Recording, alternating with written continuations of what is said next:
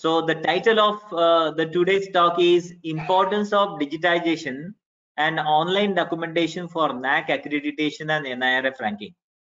Let me tell you, my friend, it's not only NAC Accreditation and NIRF Ranking. Whatever activities we are going to conduct in our colleges or in our institution, documentation is going to play very crucial role. It's not only college activity, even you can take example of your own. Whenever you are performing one particular task, let us say like you started your career something like 10 years back, and if you want to like retrieve your own document when you join this institution, right?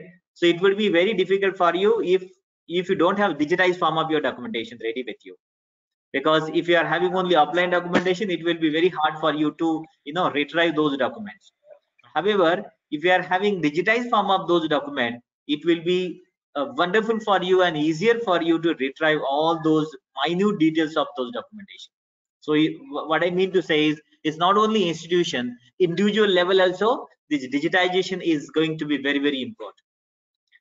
Now you must be well aware, and we are experiencing nowadays, because before maybe like March this year, March 2020, the importance of this digitization was not that much significant. We were a little bit reluctant to begin with. Let me share my experience. Because I'm going to share many of my experiences during this deliberation. Let me share one of those. When I went to UK in the month of January this year, that was for the leadership training. It was organized by MHRD, and we went to University of Cambridge, one of the very famous schools, School of Business, Judge Business School in University of Cambridge. We were there for 2 weeks. When we started that like training program, we could see like main focus was only digitization, and we were surprised because most of us were all of us were from academic institution, and we started raising question like why you are spending every day, like almost more than 60% content was based on digitization. How digitization is going to play important role, and we were irritated to begin with, let me tell you, my friend. But when we went ahead and had a discussion during tea break and lunch break with organizers, they said the MHRD of Government of India, they made it mandatory to include like more than 60% emphasis on digitization. You can see now, because when we came back, we started this unfortunate COVID-19 pandemic across the globe, right from February this year. And now we must have seen, if you don't have any online communication, online platform, digital platform, you will be out of the track. You will be nowhere. So you need to do that. And therefore, but still you can see nowadays everybody is talking about online education. Everybody. I'm not blaming anybody, but I'm telling you the truth. Everybody, like government is talking about, universities are talking about, the colleges are talking about. But when we come to the reality, we are only like this digitization, online education, this everything is in the air so far. As far as reality is concerned, we are far away from the reality. Still, we have not started. We must have started. Some of the institution must have started, but it would be like kind of very isolated islands, I would say. If we are having 50 departments in the campus, you will find maybe a couple of departments, they must have initiated activities, right? So truly speaking, this should have been by this time, because we started this pandemic somewhere in March. So March, April, May, June, July. Almost July is almost about to finish. So we have completed 5 months. We have wasted, rather I would say, 5 months. But if you take the stock of these 5 months, with very few exceptions, there are some colleges, there are some universities, I'm not talking about any particular college or any particular university, I'm speaking in general. So there are very few universities, very few colleges, they have initiated one or other activities of creating awareness and creating mindset, because mindset is going to be very, very important. And today my main focus is going to be that how your mindset is going to be important, how leader is going to play important role. So here the more emphasis will be given on leader, because The things always percolated from the top. If you don't have good leader at the top, it would be really difficult for others to follow, right? And therefore, leader doesn't mean that, I'm not talking about leader, don't misunderstand me, because leader doesn't mean that like vice chancellor, leader doesn't mean that registrar, leader doesn't mean that deans, leader doesn't mean that only principal. I'm talking about leader could be anything. You could be vice chancellor, you could be registrar, you could be dean, you could be principal of the college, you could be HOD of the department, you could be IQAC coordinator, you could be a group leader, you could be a leader of a group. Let us say, for example, in IQAC we have criteria based coordinator. So for that criteria, you are leader. So what should be your mindset? What should be your responsibility? How? Because unless you have created your mindset, that can never be percolated amongst your fellow colleagues. So we need to understand what should be a responsibility of leader as a whole. So again, I'm talking about leader. Whenever I'm referring, I will be referring leader. Leader किसी मैं, I will not be only referring the top leadership जो मैंने अभी बताया आपको. So leader could be, as I mentioned earlier, leader could be IQAC coordinator. Leader could be, of course, आप अगर principal है तो yes, अपने आप को leader, you can consider, like whenever I will be speaking, आप अपने आप को वहां पर रख कर देखिए. आप अगर HOD हो तो आप अपने आप को वहां पर रख कर देखिए. आप IQAC coordinator हो तो आप अपने आप को वहां पर रख कर देखिए. आप अगर किसी क्राइटेरिया के कोऑर्डिनेटर हो, आपके पास आपकी टीम होगी, उसके आप लीडर हो, राइट? आप even if some students are listening this webinar, then you could be a leader amongst the group of students as well, and that is what it is important. So first of all, I'm going to tell you what would be a responsibility of leader as a whole and how he can percolate his vision mission of digitization. And obviously I will be speaking about like how documentation could be created for NAC as well as NIRF. So this would be a brief overview of what I will be speaking today. Now this is going to be outline of my talk. You can see leadership and building in digital culture. You can see. So as I mentioned earlier, the digital culture need to be built. First of all, you need to create digital culture, and then you need to nurture digital culture, and you need to sustain digital culture. So creation, nurturing, and sustenance, these are the three aspects. So therefore here for the first outline is leadership and building digital culture. I mean, like how leader is going to play important role in building digital culture. So अगर आप IQAC coordinator हो तो आप ये मत समझिए कि मैं आपके प्रिंसिपल के बारे में बोल रहा हूँ. No, if you are IQAC coordinator, I'm talking about you only. आप अगर प्रिंसिपल तो आप ये मत समझिए कि मैं वाइस चांसलर के बारे में बोल रहा हूँ. No, I will be talking about you only. आप अगर HOD हो तो आप ये मत समझिए कि नहीं ये तो प्रिंसिपल साहब की बात हो रही है. No, I will be talking about you only. What I mean to say is, मैं जो भी लीडरशिप की बात कर रहा हूँ करूंगा, मैं फिर से रिपीट करता हूँ, you need to consider yourself there and then see like how the things are. आप देखिए कि फिर आप अपने आप को वहां पर देखिए, रखिए and see like how the things are happening under your leadership. So leadership and building digital culture is very, very important, right? And I will be very specifically speaking about NAC and NIRF, but it will be very, very general. Then second is leadership and accelerating digital culture, digital transformation. This is very, very important, because once the culture is created, you need to accelerate that culture. That is, and there also the leadership role is going to play very important role. Your role is going to play important role. Your IQAC as a IQAC coordinator, as a head, as a principal, or as a vice chancellor, whatever. Then digital transformation for NAC and NRF documentation, because nowadays, even if whether it is NAC accreditation process or NIRF, everything is out online now, because earlier those days have gone. We used to prepare offline SSR, and we used to submit offline like hard-bounded copy of SSR. Now everything, it's not only SSR but IIQA too, IIQA, AQAR, all the documents need to be submitted online. And if you are, because you see, like if you are having very small organization, then it's not going to be a big deal. But if it is like bigger organization, agar bada college hai yaar, if you are from university, it's going to be headache. Let me tell you, my friend, because we have gone through that exercise very recently in my university. So collecting data from all 50 departments and collating that data, consolidating data is a huge task. And if you are doing it offline, if you are doing it manually, you are bound to commit a lot of mistakes. And if you are having digitized form of data, I'm sure there would be like the same data can be presented in more effective manner, more effectively, more efficiently. And I'm sure the difference between like the digitized platform and non-digitized platform would be, if you are B plus, you are going to be A. If you are A, you are going to be A plus. I'm talking about NAAC accreditation, because like you will be in a better position to showcase your data, you showcase your potential, right? And this is the beauty of, this is the advantage of digitization. And then leadership and sustaining digital transformation, this is very, very important, because once you have created culture, what would be your responsibility as a leader, right?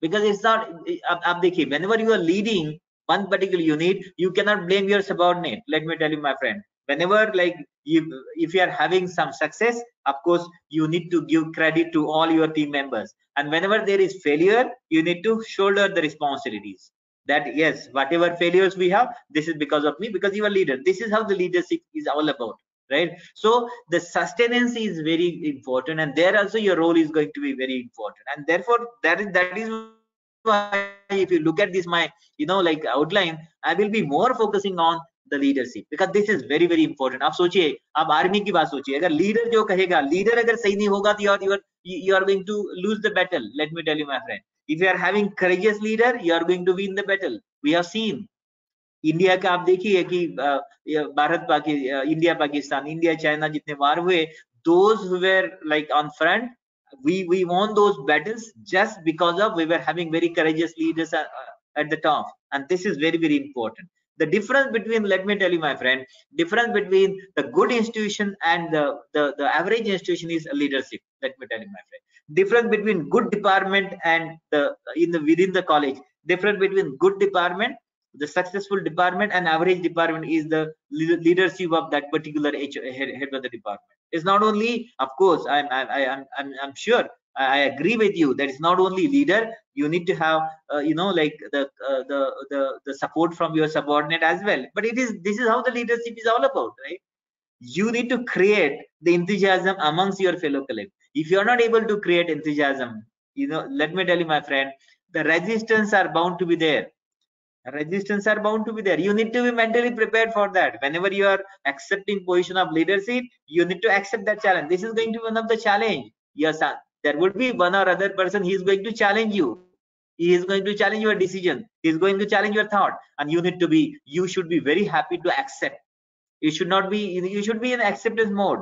And if you accept the challenge of your colleague, let me tell you, my friend, the person who is opposing you, the day will come, he will be on board. He will be on board. What I mean to say, he will be with you, and he will be following you as well by keeping his head down. Let me tell you, my friend. And this is doable. This is not going to be a miracle.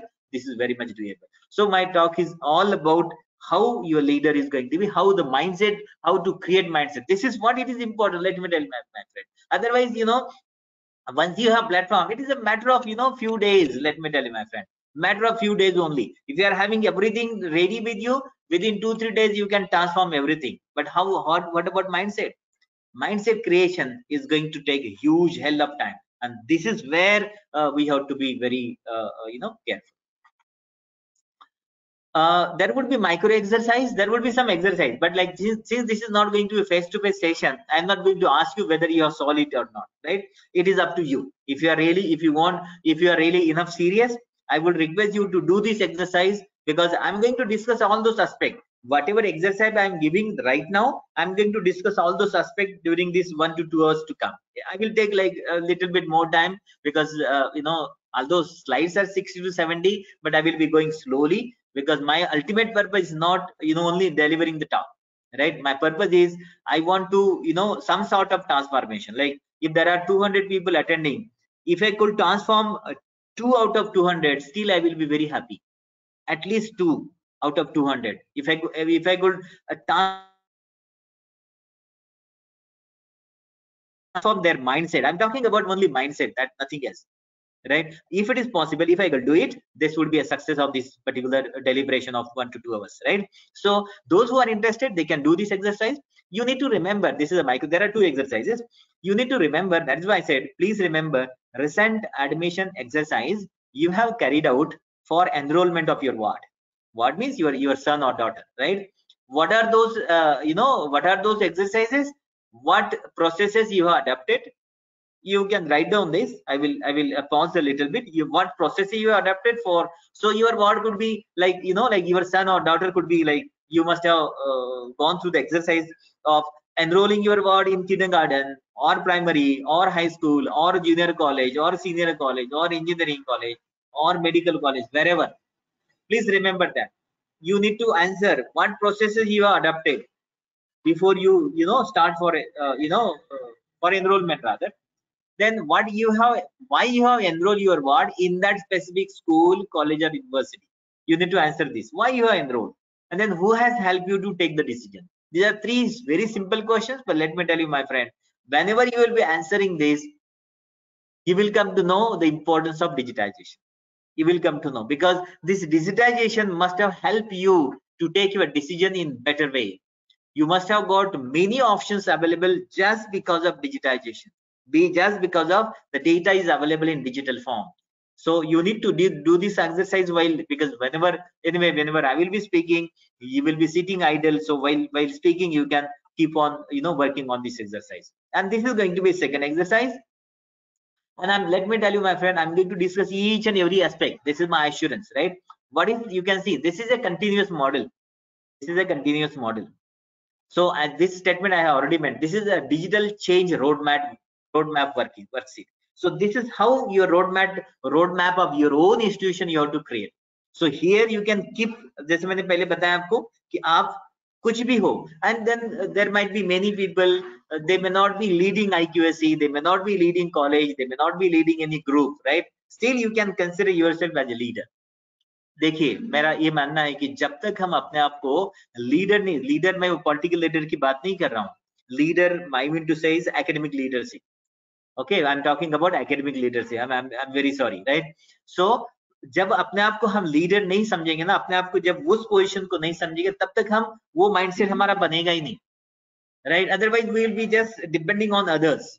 Like if you will be always waiting for the others to give you order. And then if you are waiting for others to give you order, let me tell you, my friend, if you are having that kind of mindset throughout the life, it will be difficult for us to improve. Let me tell you, my friend, it is very difficult. आप जितने भी example देखिए, जो लोग, जिन लोगों का development हुआ होगा, जिन लोगों का एकेडमिक प्रोग्रेस हुआ होगा, उन्होंने लीडरशिप को, मतलब अपने आप को लीडर कंसीडर किया. तो leader doesn't mean that by virtue of position.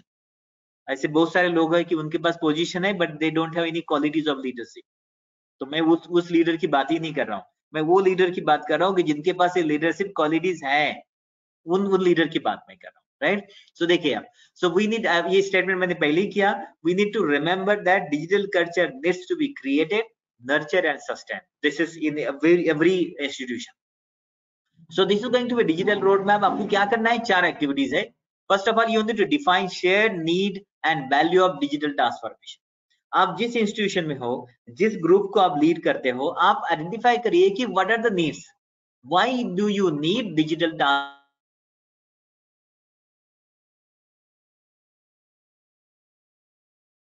transformation in your group, in your institution, in your department, in your university, wherever you are working.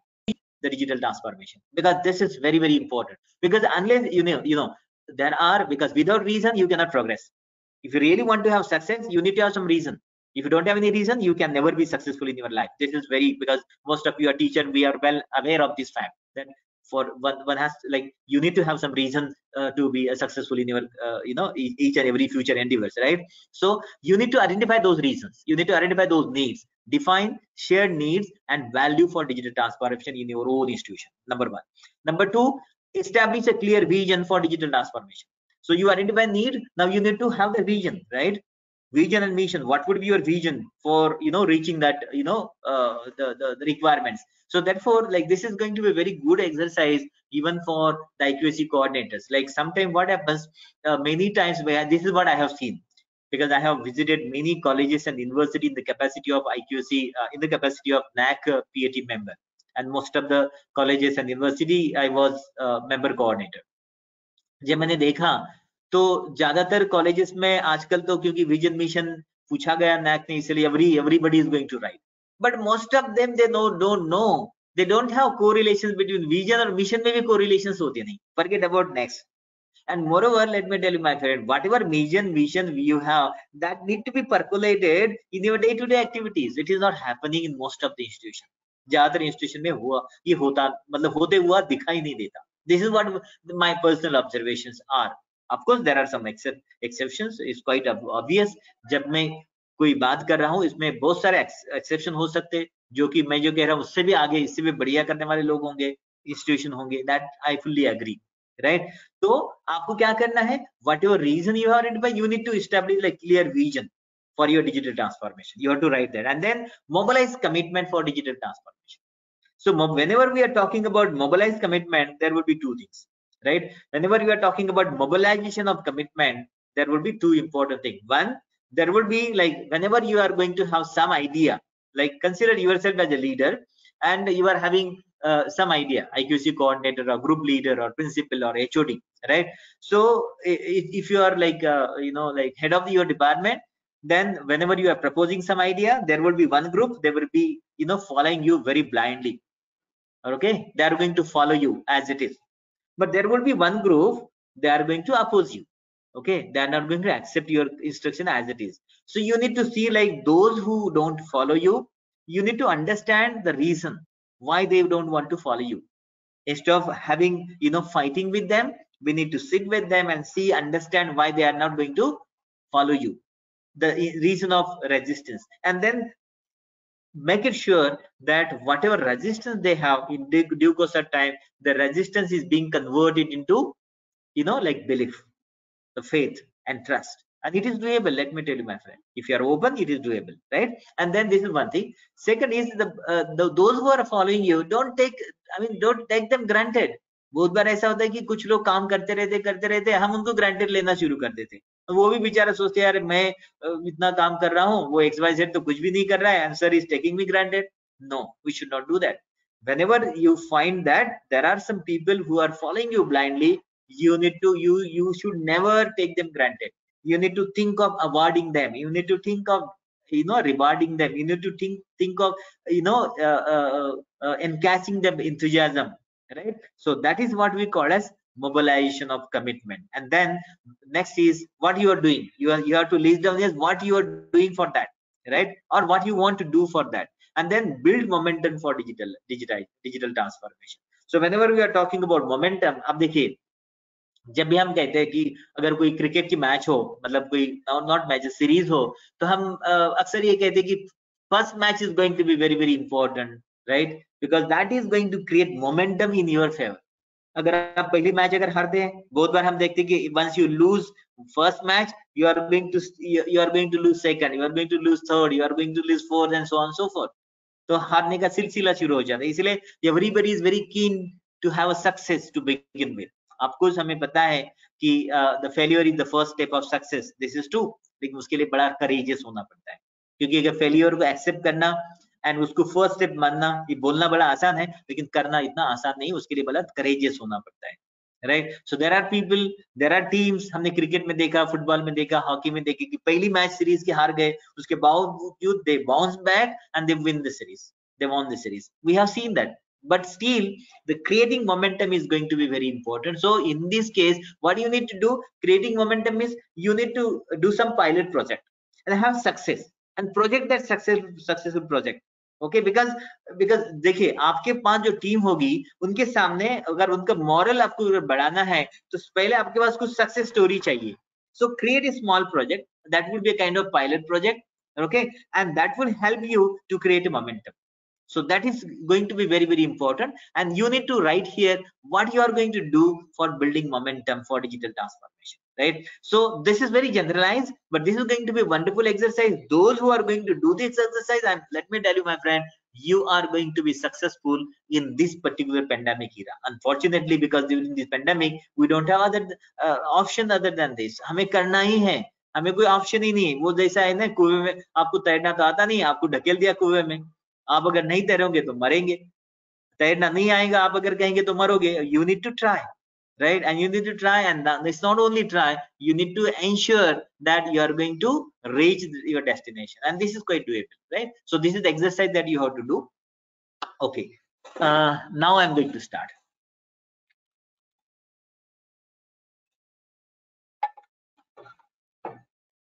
शुरुआत को मैं थोड़ा लीडरशिप के ऊपर थोड़ा समय बिताऊंगा, because this is going to be very important. फिर से मैं रिपीट करता हूं, क्योंकि मुझे पता नहीं कुछ लोग लेट ज्वाइन होंगे, उनके लिए आप शायद समझ रहे होंगे कि यार लीडरशिप ये तो मेरे लायक नहीं है, मैं तो नाइदर मैं IQAC कोऑर्डिनेटर हूं, मैं तो ना IQAC किसी क्राइटेरिया का कोऑर्डिनेटर नहीं हूं, IQAC का कोऑर्डिनेटर नहीं हूं, मैं हेड नहीं हूं, मैं प्रिंसिपल नहीं हूं, मैं रजिस्ट्रार नहीं, मैं डीन नहीं, मैं वाइस चांसलर नहीं, मैं क्यों सुनूं? No, this is going to be important for each one of us, whether you are leader, whether you are holding that position or not, because we never know tomorrow you could have that position, right? So you need to create that mindset right from today onwards, so that you will be ready to accept that challenging position. So what management? So management is doing things right. हमारे बाल singer जी यहाँ पर he is from management, of course he is from commerce, but he is working in management science, तो वो अगर सुन रहे होंगे तो वो भी मानेंगे management is doing things right. But leadership is doing right things only. This is, I'm not saying this. This is Peter Drucker, one of the very famous, management guru.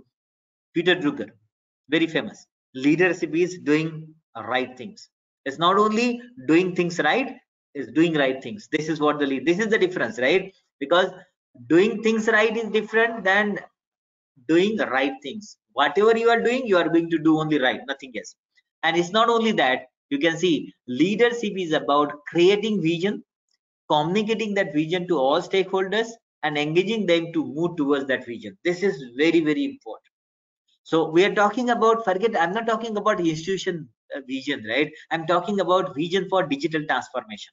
आप डिजिटल, वो जो एक्सरसाइज बताया ना मैंने, digital transformation जो आपकी institution का आपको करना है, वो विजन की बात कर रहा हूं मैं. तो leadership is about creating vision. आपको मतलब if you are leading that group, you have to create vision, then communicate that vision to all stakeholders. Stakeholders कौन से रहेंगे? If you are from smaller group, आपके जो team member, they will be your stakeholders, right? If you are HOD, if you are IQAC coordinator, your stakeholders दायरा बड़ा हो जाएगा. अब HOD हो, आपका थोड़ा दायरा और बड़ा होगा. प्रिंसिपल हो, आपका दायरा थोड़ा और बड़ा हो जाएगा.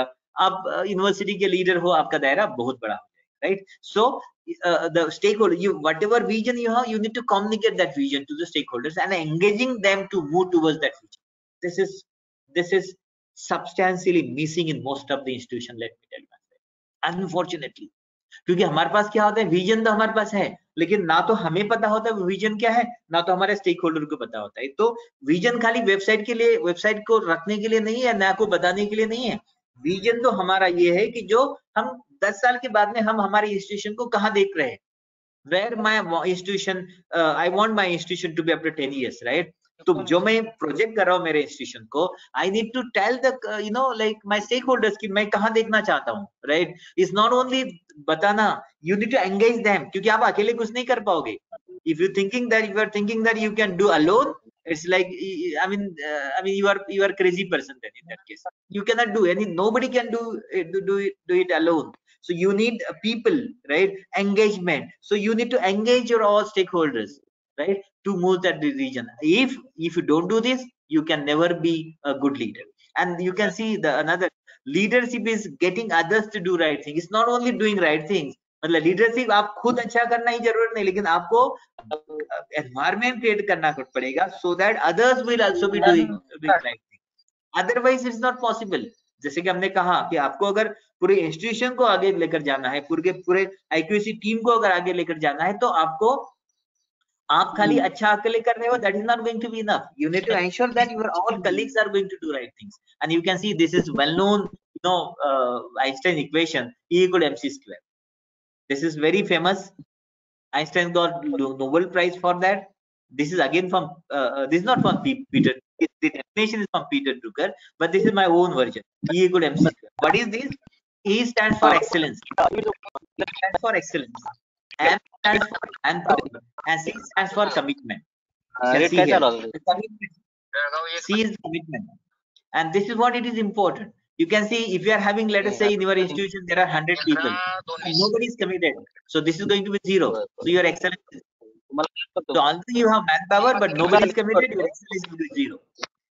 But you can see if M is less but C is square, you can see even if you have, you can see your 100 people commitment is 0, it's end up with 0. But if you are at 10 people, but you can see the C is square commitment, all are commitment, you can see the excellence. So it doesn't make difference how many people you are having, it all depends on how committed they are, and commitment is depends on yourself, because it's not only like मैंने पहले बताया ना कि things always percolate from top. आपको खुद को commit, आपको खुद को पहले बताना पड़ेगा role model के तरफ, otherwise it is very impossible. And you can see the last statement, the major challenge is to continually connect our daily routines to I mean, what are the routines, tasks and small decisions to a long-term strategies driven by the clear vision. तो मेरा कहने का मतलब ये है कि आप मान लो आपका एक विजन है, तो आपके जो डे टू डे एक्टिविटीज के जो एक्टिविटीज रहेंगे, डे टू डे रूटीन की जो एक्टिविटीज रहेंगे, all those activities should be align with your vision. हमारे पास होता क्या है, विजन हमारा कुछ और है, हम जो एक्टिविटीज कर रहे हैं उसका कोई मेल जोल ही नहीं होता है, कोई कनेक्टिविटी नहीं होती. जब कनेक्टिविटी नहीं होगी, हम आज सोचेंगे नहीं नहीं कल की एक्टिविटीज का होगा, आज तो खैर ये तो कैजुअल है, कल जो हम करेंगे ना it is going to be connected, कल फिर से वही कहेंगे नहीं कल जो करेंगे it is going to be connected, and like that you are going to pass days after days, months after months, years after years, and then you will end up with frustration. You will definitely end up with frustration, and therefore this is going to be very, very important.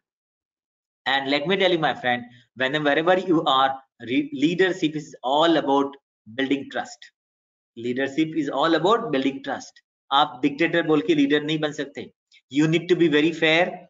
If you really want to ensure the trust, ऐसे बहुत कम लोग हैं आज, unfortunately, मतलब ऐसे ये जो मैं बता रहा हूँ ना, ऐसे लीडर्स हमें बहुत कम मिलेंगे. बिकॉज लीडर, आप सोचिए जरा कितने आपके इर्द गिर्द जितने भी लोग हैं ना जो लीडरशिप पोजीशन पे है, इसलिए मैंने कहा कि by the leadership will never come by the virtue of position, it is the mindset, it is the mindset. You can see, आप टेस्ट करिए कि trust, because if you want to build the trust, leader need to be fair.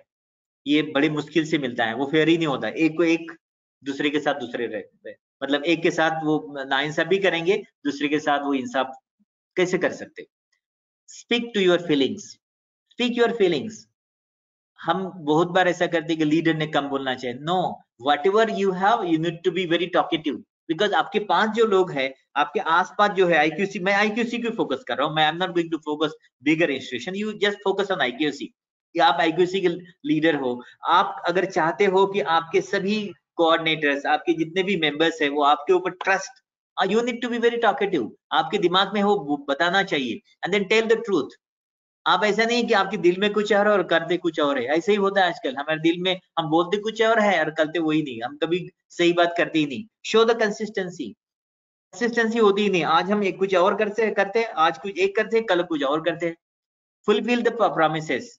Promise तक एक तो leader ने promises बहुत कम करने चाहिए, but whatever promises you are making, fulfil those promises. ऐसा होता ही नहीं. Then maintain the, create and maintain the confidences. आपकी जो कलीग है, आपकी जो टीम है, उनके पहले तो सबसे कॉन्फिडेंस क्रिएट करना पड़ेगा उनके दिल में, and then you need to maintain as well. You need to create that sort of environment and demonstrate competency. You need to आपको खुद को, मतलब आपको खुद को अपने आप को पेश करना पड़ेगा. कॉम्पिटेंसी जो आपको पहले बताना पड़ेगा कि यू आर कॉम्पिटेंट इनफ. आप खुद कॉम्पिटेंट नहीं रहोगे तो it would be very difficult for others to follow you, क्योंकि सबसे पहले आपको कॉम्पिटेंसी आपको शो करनी पड़ेगी. And practise openness. अब you need to be very open, you need to be very open. बहुत लोग कहते हैं कि no, you leader need to be diplomat, but let me tell you my friend, वो मैं, क्योंकि देखिए सक्सेसफुल के हमारे मायने भी अलग अलग है. हम किसी ऐसे लीडर को सक्सेस मानते हैं जो डिक्टेटर टाइप होता है, वो कभी भी, मैं उसको कभी भी सक्सेसफुल नहीं मानता. But at the end of the day you need to, like the successful leader is the only leader who has all these capabilities. And unfortunately you will rarely find this. But the very earnest and very humble request to IQC coordinator would be, you try to imbibe all those features in you. If you could do it, let me tell you, my friend, you can create miracle. You can definitely create miracle. And then as far as the digital age is concerned, because this is very important, creating culture in which the technology blends with human potential, where magic happens. This is again from the COO of Microsoft UK, Claire Barkley.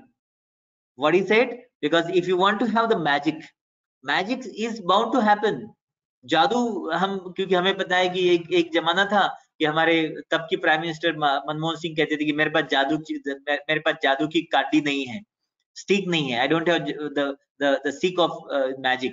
But let me tell you, my friend, it is, yes, you can have the stick of magic. How? You just have the blend of technology with human potential. Identify the good people. हमारे पास होता क्या है कि हम सही लोगों को मौका ही नहीं देते. ज्यादातर एकेडमिक इंस्टीट्यूशन में क्या होता है कि we don't pick the right people. We pick always duffer people most of the time. I will be very outspoken today, and as usual. So we always pick duffer people. So you pick outstanding people and have the blend of technology with them. Let me tell you, my friend, आपके पास वो जो कहते थे मनमोहन सिंह वो आएगा. You can have a magic stick with you, and this is doable. I'm not saying anything impractical, ideal. This is doable, very much doable. Remember, as I mentioned earlier, ये positions जो है ना, remember the title doesn't automatically make you leader. Title से आप leader नहीं बनते, भले ही आपको पोस्ट मिलेगी, लेकिन वो हौदा, वो औरा आपको नहीं मिलेगा, वो रिस्पेक्ट नहीं मिलेगा, राइट? वो मॉरल क्रिएट आप नहीं कर पाएंगे. And you can see the difference between the boss and I have collected some the cartoons. Boss always say I and leader always say we. This is the basic difference between leader and boss. Basic difference between the person who acquired the position but doesn't have the capability of leadership, he will be considered as a boss. The person who has got that capability, he will be leader. And boss always take advantage, you can see left side, and leader always empower the people. And आप देखिए कि कितने लोग हैं जो बाकी लोगों को एम्पावरिंग करते हैं. हमारे पास लेग पुलिंग में हम बड़े माहिर हैं. हमारे पास तो मतलब ऐसा होता है कि हम कभी भी, मतलब आजकल लीडर ऐसे है कि जो अपने सबऑर्डिनेट को पनपने ही नहीं देते, क्योंकि उनको डर रहता है कि यार इनको मैं पनप नहीं दिया तो ये मेरे आगे निकल जाएगा. ट्रूली स्पीकिंग, अगर शिष्य, आपका चेला, आपका स्टूडेंट अगर आपके आगे जाता है तो it is like wonderful success. Let me tell you my friend, I have one student in my university, doctor Kunal Datta. बहुत सारे लोग कहते हैं कि यार आप तो सिरसा सर से भी होशियार हो. जब मुझे फीडबैक आता है ना तो मुझे इतनी खुशी होती, I just can not tell you. क्योंकि जब मुझे लगता है कि मेरे स्टूडेंट को मेरे से होशियार अगर कोई लोग मानते, इसका मतलब दिस इज मतलब इससे बड़ा कोई सक्सेस हो ही नहीं सकता. So empowering is very very important. And leadership is, आप ये ऐसा होता है कि जब मैंने बताया था कि leadership always lead, irrespective of any hurdles, he will be always in front. He will be always in front. He will set example, so that that is why I said, like, it is always percolated from the top. You need to be always on front, irrespective of any situation. You need to be always on front. This is the same thing is true in digital transformation as well. Leadership and culture are intertwined. जैसे कि इसके हिंदी में कहते हैं कि leadership and culture जो है एक ही सिक्के के दो पहलू है, right? And let me tell you my friend, मैं ज्यादा इसमें समय नहीं बिताऊंगा क्योंकि दो स्टेटमेंट पढ़कर मैं आपको कुछ बताना चाहूंगा. Complex set of values, beliefs, assumptions and symbols that defines the way in which the firm conducts its business. I mean, like let us say your college or university. आपके बिलीव्स क्या है, आपके वैल्यूज क्या है, आपके core values क्या है? अगर किसी, let me tell you my friend, अगर किसी को अगर पूछेंगे कि यार आपके कॉलेज के कोर वैल्यूज क्या है, हमें पता ही नहीं होता है. कितना पैथेटिक है ना कि हम जिस कॉलेज में हम पढ़ते हैं उसके कोर वैल्यूज हमें पता नहीं है. अब मैं उस ब्लेम आपको नहीं करूंगा. Blame, I am not going to blame you. I will be blaming the leader. I will be blaming the person who is holding the leadership, because he has not taken efforts to propagate, to mobilize the commitment, to engage the people, right? So वो that is, this is how the culture. देखिए किसी institution का देखिए आजकल कैसा है ना, आप अगर जापान अगर जाओगे, आप में से कुछ लोग गए होंगे तो आपको मैं बताऊं, मान लो अगर आप किसी के घर जाते हो जापान में, या आप किसी कोई अगर जापानीज प्रोफेसर अगर पार्टी ऑर्गेनाइज करता है, so at the end of the party जब होटल के बाहर आएंगे तब तक तो क्या होगा, जब तक हम वो प्रोफेसर को दिखाई देंगे, if you are walking, let us say for example we are seeing off, एक दूसरे से हम जुदा हो रहे हैं, and then we are going away from each other. जब तक वो जापानीज प्रोफेसर आपको देखते रहेगा तब तक वो झुक कर खड़ा रहेगा। he will be keep on bending continuously जब तक आप उसको दिखाई देंगे, आप भले ही उसको उसके तरफ देखे या ना देखे। This I have experience, this is their culture. ये कल्चर कैसे आता है? Culture because whenever the senior, जैसे घर में जब माँ बाप करेंगे तो बच्चे करेंगे, टीचर करेंगे तो हमारे स्टूडेंट करेंगे, सीनियर सिटीजन करेंगे तो नए हम जो नए बच्चे आएंगे वो करेंगे। So that culture need to be created, right?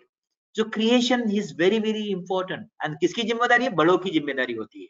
बड़े in terms of age, in terms of experience, in terms of position, whatever. And most importantly collective programming of mind is the culture. Collective programming, जैसे कि हमारा culture है आजकल थूकना गलत है। ये आज इवन फॉर्चुनेट, मतलब थैंक टू कोरोना कि एटलीस्ट कोरोना से एक नियम तो रूल्स तो बना कि आप अगर थूकते हो तो you are going to be penalise. Foreign में पहले से है, इसलिए लोग थूकते नहीं है। ज्यादातर डेवलप कंट्रीज की बात कर रहा हूँ, not all the countries, develop countries की बात कर रहा हूँ। हमारे पास अभी भी कुछ लोग ऐसे हैं कि मतलब पेनलाइज हो रहे फिर भी we are not following that. There are many people still not following, still not, मर रहे फिर भी नहीं फॉलो कर रहे हैं, मरना चाहते लेकिन फिर भी नहीं फॉलो करते। So collective programming is going to be very important. So whenever the IQAC coordinator, फिर से मैं आईक्यूएसी कोऑर्डिनेटर को ज्यादा फोकस करूंगा। So whenever you are talking about your own unit, IQS unit, you need to do a collective programming. This is how you need to create your culture. And that is why I said leadership and culture एक ही सिक्के के दो पहलू हैं. This is very, very important. And this is just an example I have given. Core values of Dr. Babasaheb Ambedkar Marathwada University. तो आपके core values क्या है? IQAC के core values क्या है? आपके इंस्टीट्यूट के core values क्या है? आप वो जो core values है ना, those core values are going to be very, very important to create culture. ऐसा हो नहीं रहा। अब देखिए ना कि कोर वैल्यूज हमारे खाली वेबसाइट पे दिखाई देते हैं, एक्चुअल प्रैक्टिस में दिखते नहीं। इसका मतलब something is wrong, we are not honest. Everybody is not only leader, everybody. So but obviously जिम्मेदारी होगी लीडर की, जो लीड करेगा। कल्चर ऐसे नहीं बनता। एक एग्जांपल मैं देता हूं, थोड़ा क्विक जाऊंगा मैं। कल्चर ऐसे नहीं बनता। कल्चर बनने के लिए आपको डिपेंड करेगा ऑर्गेनाइजेशन कल्चर के लिए आप क्या करते हो। जैसे कि मैं कुछ एग्जांपल देता हूं यहाँ पर। Degree to which employees are expected to exhibit decision analysis and attention to deal with. मतलब आप वो फ्रीडम देते क्या? आप अगर मान लो कोई XYZ अगर एम्प्लॉय है, बहुत प्रिसाइजली काम कर रहा है, are you going to award him? If somebody is not doing proper work, are you going to punish him? If you are not doing that, you are not going to achieve the target. आप जो अच्छा करे उसको आप appreciate करना पड़ेगा, जो अच्छा नहीं कर रहे उसके लिए आपको कुछ पनिशमेंट होनी चाहिए। Punishment doesn't mean that removing, there should be one or other sort of punishment. Let me tell you, punishment की बात है, मैं आपकी एग्जांपल बोलता हूँ। एक आईटी के डायरेक्टर थे, उन्होंने एग्जांपल दिया,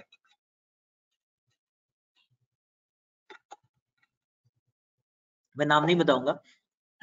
वो कह रहे थे कि मैंने क्या किया था। वो कह रहे थे कि जब मैं आईआईटी का डायरेक्टर बना तो कुछ लोग थे जो भी मेरे रूल्स रेगुलेशंस थे, जो भी मैं कहता था फॉलो करते थे। कुछ लोग जो थे वो जो मानते नहीं थे। तो मैंने सोचा कि ठीक है, okay, those who don't want to follow, I was least bothered about them. मैं कुछ नहीं कहता था, कोई एक्शन नहीं लेता। But what he used to do, he used to give some target. चलो भाई, एक साल का ये टारगेट रहेगा, राइट? तो कुछ लोग बड़े सीरियसली वो टारगेट को फॉलो करते थे, वो अचीव करते थे। कुछ लोग दे वर रिलक्टेंट, क्या करेगा, जा देखेंगे हम, ऐसे इस टाइप के एटीट्यूड के थे। तो he said like what he started doing, he started calling those, because IIT campus simple होता, मतलब छोटा सा होता है। बड़ा भी रहा तो सभी लोग कैंपस में रहते, क्योंकि गांव से थोड़ा दूर होता है। तो सभी कैंपस में रहते हैं।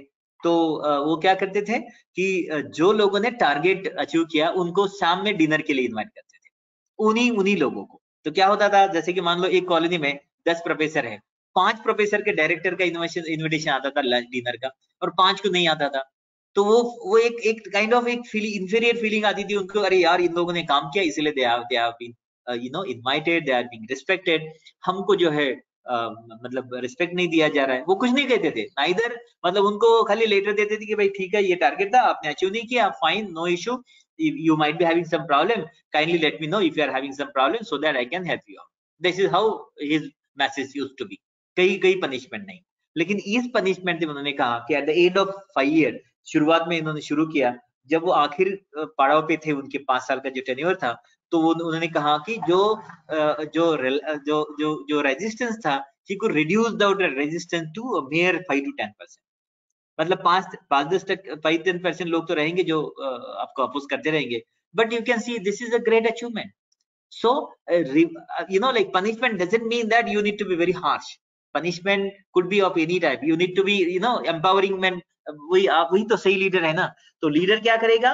लीडर ये इंश्योर करेगा कि मेरे पनिशमेंट से मेरे जो स्टेक होल्डर्स है उनको कोई दुख नहीं पहुंचना चाहिए, उनको कोई हार्म नहीं होना चाहिए, उनके इंडिविजुअल कोई नुकसान नहीं होना चाहिए.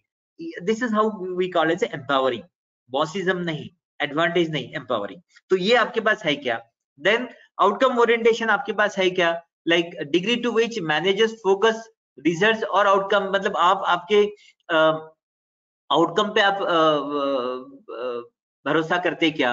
Then people orientation, degree to which management decision take into account the effects on the people in the organisation. मतलब आपके जो भी डिसीजन होंगे, आपके डिसीजन का वो आपके पास जो आपके जो एम्प्लॉइज है उसके ऊपर क्या इफेक्ट होता है, ये सोचते हुए आप डिसीजन लेते हो क्या मतलब आप सोचते हो या नहीं. Then team orientation, do you promote team building. जैसे कि कुछ इंस्टीट्यूट है कि वहां पर गवर्नमेंट इंस्टीट्यूट में बहुत ज्यादा होता है कि 4 लोग अगर एक साथ आके काम करना शुरू किया, वो प्रिंसिपल को अच्छा ही नहीं लगता, वो डायरेक्टर को अच्छा ही नहीं लगता, वो बॉस को अच्छा ही नहीं लगता, क्योंकि he don't want people to unite, right. So this is how the things are. Team building आप करते हो क्या?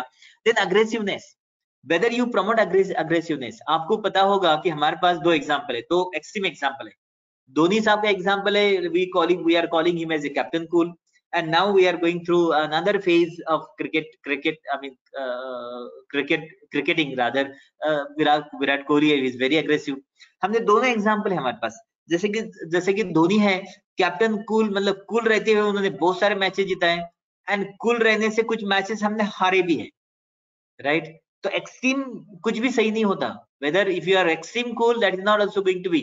जैसे कुछ मैचेस में he was extreme cool, over confidence, and we lost the matches. Same thing is true with Virat Kohli as well. Aggressiveness भी एक limit तक ही वो सही होता है, because if you are over aggressive, आपको पता होगा कि एक ऑस्ट्रेलिया में जब विराट कोहली गया था तो वो मिसिल जॉनसन जो है उसके खिलाफ काफी अग्रेसिव हुआ करता था, and then same like Virat Kohli was also responding, right? As a result of that, we lost the series.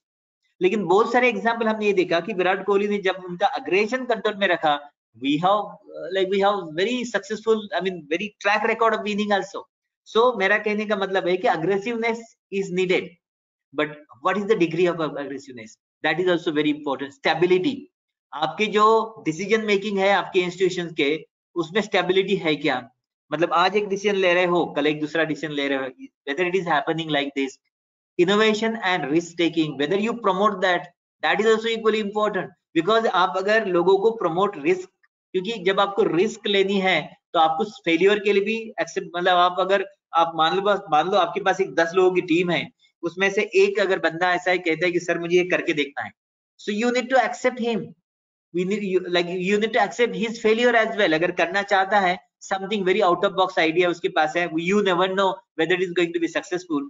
So आपको वो encourage करना पड़ेगा. बहुत बार हम करते नहीं, जब भी हमें लगता है कि यार ये अलग है, कुछ पता नहीं, we never know whether it is going to be useful or not, हम क्या करते हैं? encourage नहीं करते. हम कहते हैं नहीं ये successful नहीं हो सकता, तुम मत करो. If you don't want to take the risk, आपको पता है कि क्रिकेट में आपको अगर 6 मारना है तो you need to leave the crease नहीं छोड़ के छक्का नहीं मार सकते आप, तो ये आपको करना पड़ेगा.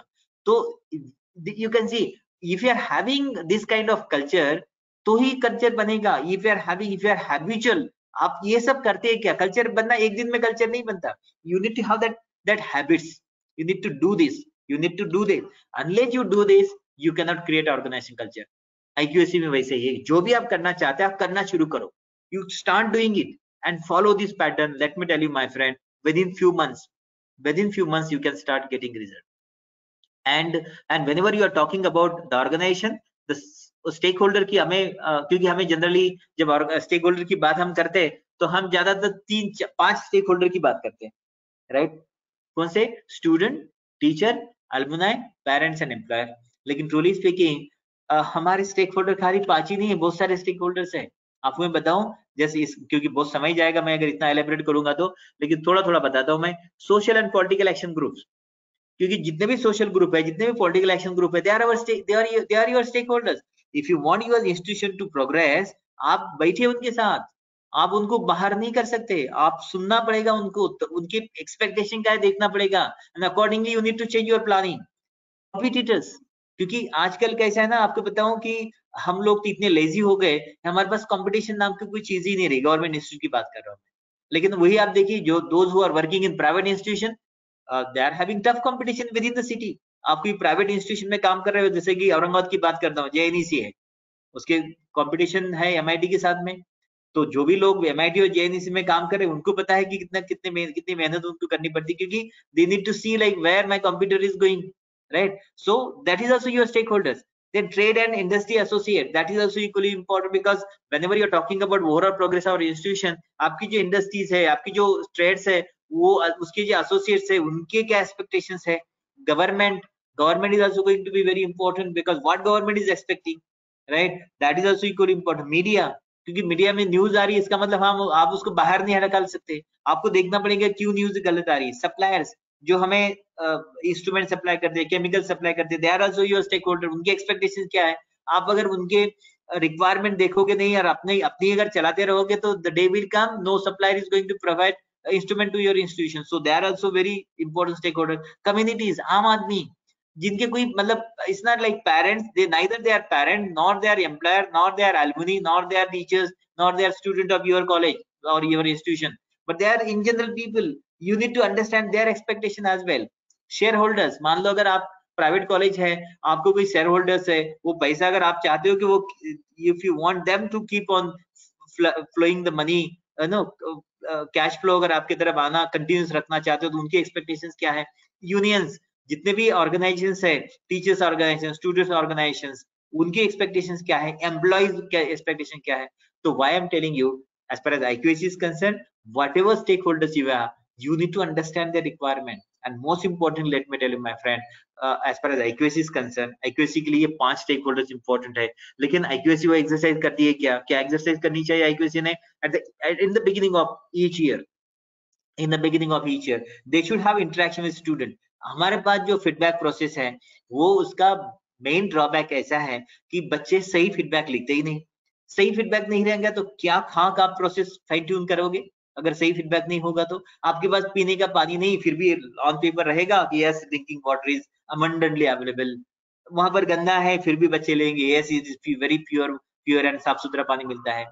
टीचर, कुछ टीचर है जो पढ़ाती नहीं, सबको पता है, लेकिन बच्चे लिखेंगे yes he is teaching regularly.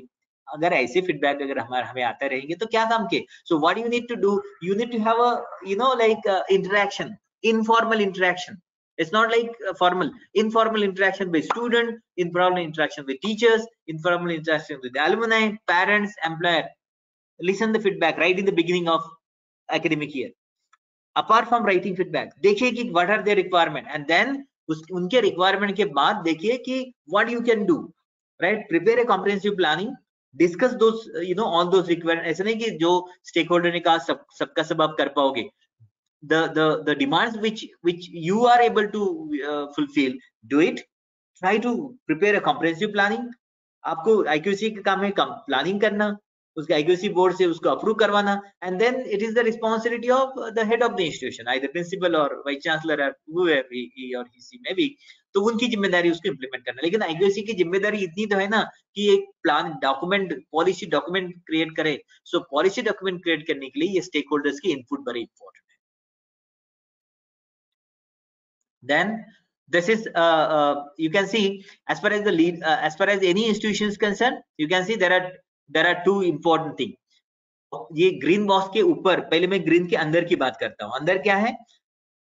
Culture is save by leader, action and decision. IQAC coordinator है। IQAC का अगर कल्चर आप अगर सेव करना चाहते हो तो IQAC कोऑर्डिनेटर के डिसीजंस क्या है, उसके एक्शंस क्या है, वो that is going to be very very important. Same thing is true with HOD, same thing is true with principal, same thing is true with vice chancellor, everybody, right? तो उसके decisions क्या है? क्योंकि जो सही, देखिए कुछ डिसीजन ऐसे है कि यूनिवर्सिटी को, आपके इंस्टीट्यूशन को 10 साल आगे लेकर जाएंगे, कुछ डिसीजन ऐसे होंगे कि जो आपके इंस्टीट्यूट को 10 साल पीछे लेकर जाएंगे। So the culture is shaped by leader action and decision. Culture is sustained by employees behavior.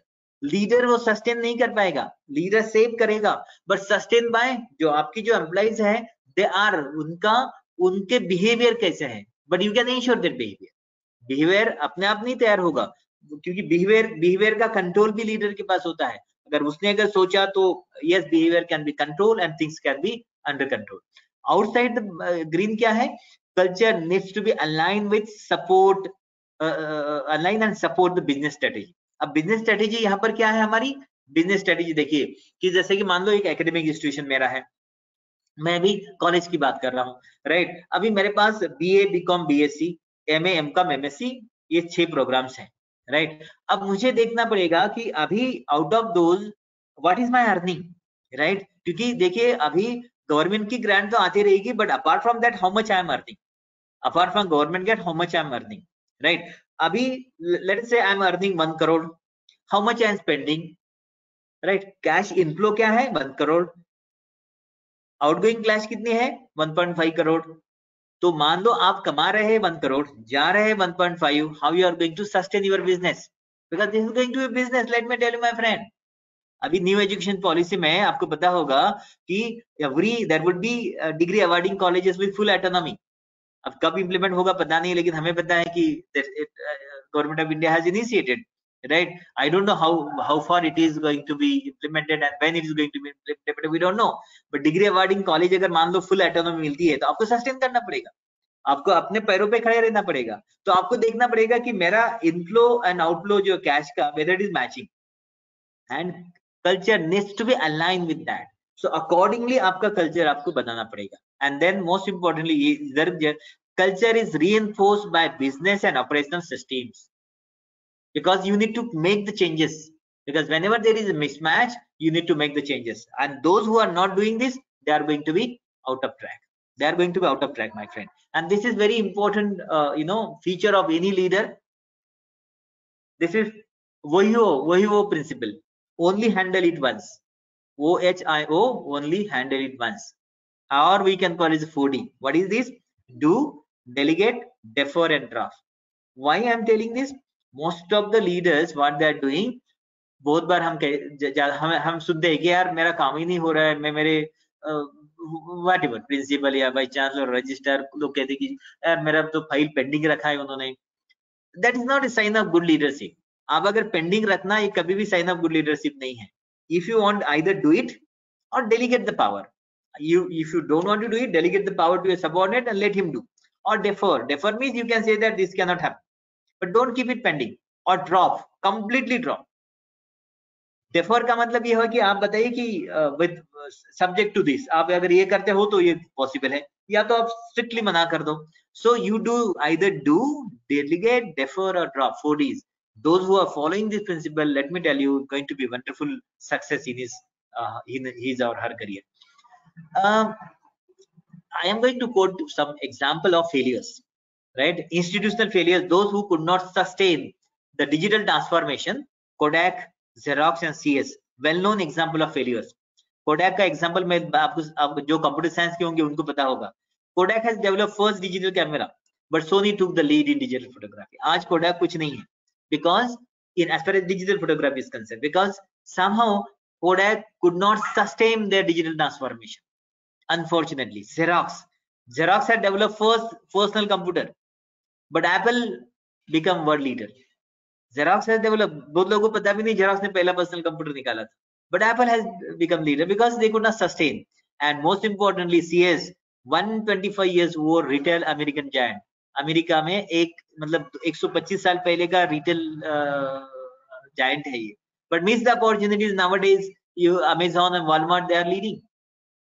Although CS का एकदम पुराना हिस्ट्री है, लेकिन वो कर नहीं पाए. The reason is innovation. Reason is innovation, and therefore the definition of innovation is something different now. It is not only out of box idea. पहले हम मानते थे कि जब भी out of box idea है उसको innovation माना जाए, लेकिन ऐसा नहीं है. It's not only out of box, but solving the problem and making it commercially viable. जो भी idea है, whether you are able to resolve some issues and whether it is commercially viable, that is very, very important. If you don't have, applicable validity, that is patent के आपको पता होगा कि patent तभी आपको पता होगा 3 इंपॉर्टेंट क्राइटेरिया पेटेंट के। सबसे पहले क्या है, नॉवेल्टी, दूसरा है नॉन ऑब्वियसनेस एंड तीसरा है इंडस्ट्रियल एप्लीकेशन। सो इंडस्ट्रियल एप्लीकेशन का मतलब क्या है, unless you prove that whatever invention I am having, it is going to be useful for this and this cross section of society. This is going to resolve this and this problem. Otherwise, your patent is not going to be sanctioned. And moreover, it should be commercially viable. So innovation is only that. It's not only out of box. अगर आप इस type की innovation की बात करेंगे तो ही आप digital transformation को सस्टेन कर पाएंगे। ये 4 डिजिटल कल्चर क्रिएट करना, एक्सेलरेट करने के लिए ये 5 इंपॉर्टेंट स्टेप है। डिफाइन डिजिटल ट्रांसफॉर्मेशन, आपको जैसे मैंने बताया, एनकरेज डिसरप्टिव थिंकिंग, जैसे मैंने बताया आउट ऑफ बॉक्स थिंकिंग को एनकरेज करिए।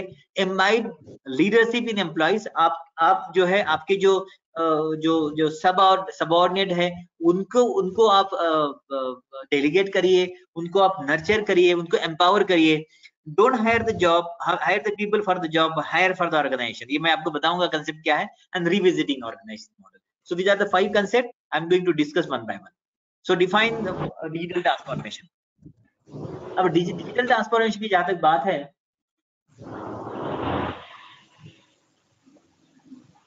आपको देखना पड़ेगा कि what the digital transformation means for your organization. Because every institute at different stages it comes to their digital, मतलब जब हम डिजिटल ट्रांसफॉर्मेशन की बात करते हैं तो हर, जैसे कि मान लो आपका कॉलेज है, जैसे कि जवाहर कॉलेज है अंदूर का एंड देवगिरी कॉलेज है औरंगाबाद का, अगर दोनों को मैं सेम एक्सरसाइज दूं तो इनकी नीड अलग होंगी ना। इनको पहले देखना पड़ेगा कि what kind of digital awareness they have, what is their requirement, what is their necessity, right. However as per as, इसलिए पहले हमें क्या करना पड़ेगा कि आज हम कहां पर हैं, where we are today as far as the digital transformation is concerned, as far as digital culture is concerned, we need to understand where we are today, right? And then we need to see like what we need to do. So this is going to be different from institution, right? कुछ example के तौर पे मैं दिया है यहाँ पर, देखिए, जैसे कि collection of data, kindly mute the mic. Collection of criteria-based data along with the proof from all academic department and administrative department. जैसे कि आपको देखना पड़ेगा कि ये डिजिटल फॉर्म में आपके पास, जब आप क्या कर रहे हो, आप अभी ना we are talking about that exercise, मैंने जो 4 बॉक्स दिए थे ना वो एक्सरसाइज की बात भी, तो मैं बैकग्राउंड क्रिएट किया, माइंडसेट क्या होना चाहिए, लीडरशिप का रोल क्या होना चाहिए, वो बैकग्राउंड क्रिएट किया। Now let us start from one by one. पहला बॉक्स है हमारा identify the share need for digital transformation, right. तो आपको देखना पड़ेगा कि जैसे कि हमने देखा कि एनआईआरएफ और NAAC का डेटा, राइट, तो हमें criteria wise, parameter wise data collect करना पड़ेगा। As far as NAAC is concerned, we have 7 criteria. As far as NRF is concerned, we have 5 parameters, right? आपको दोनों के अलग-अलग पैरामीटर्स है, डेटा रिक्वायरमेंट भी अलग-अलग है। So you need to have independent system, digital system. आप जो NAAC का डेटा है उससे एक्सट्रैक्ट करना थोड़ा मुश्किल हो जाएगा, क्योंकि कुछ ऐसा डेटा है जो NAAC मांगती, मतलब NAAC never expect whereas NRF is expecting, right? कुछ डेटा ऐसा है कि NRF एक्सपेक्ट ही नहीं कर रही, बट NAAC को देना पड़ेगा हमें। So you need to create a two different online digital systems for collection of data. So do you have the digital platform available for in your college or in your institution to collect criteria wise data, parameter wise data, right? Number 1.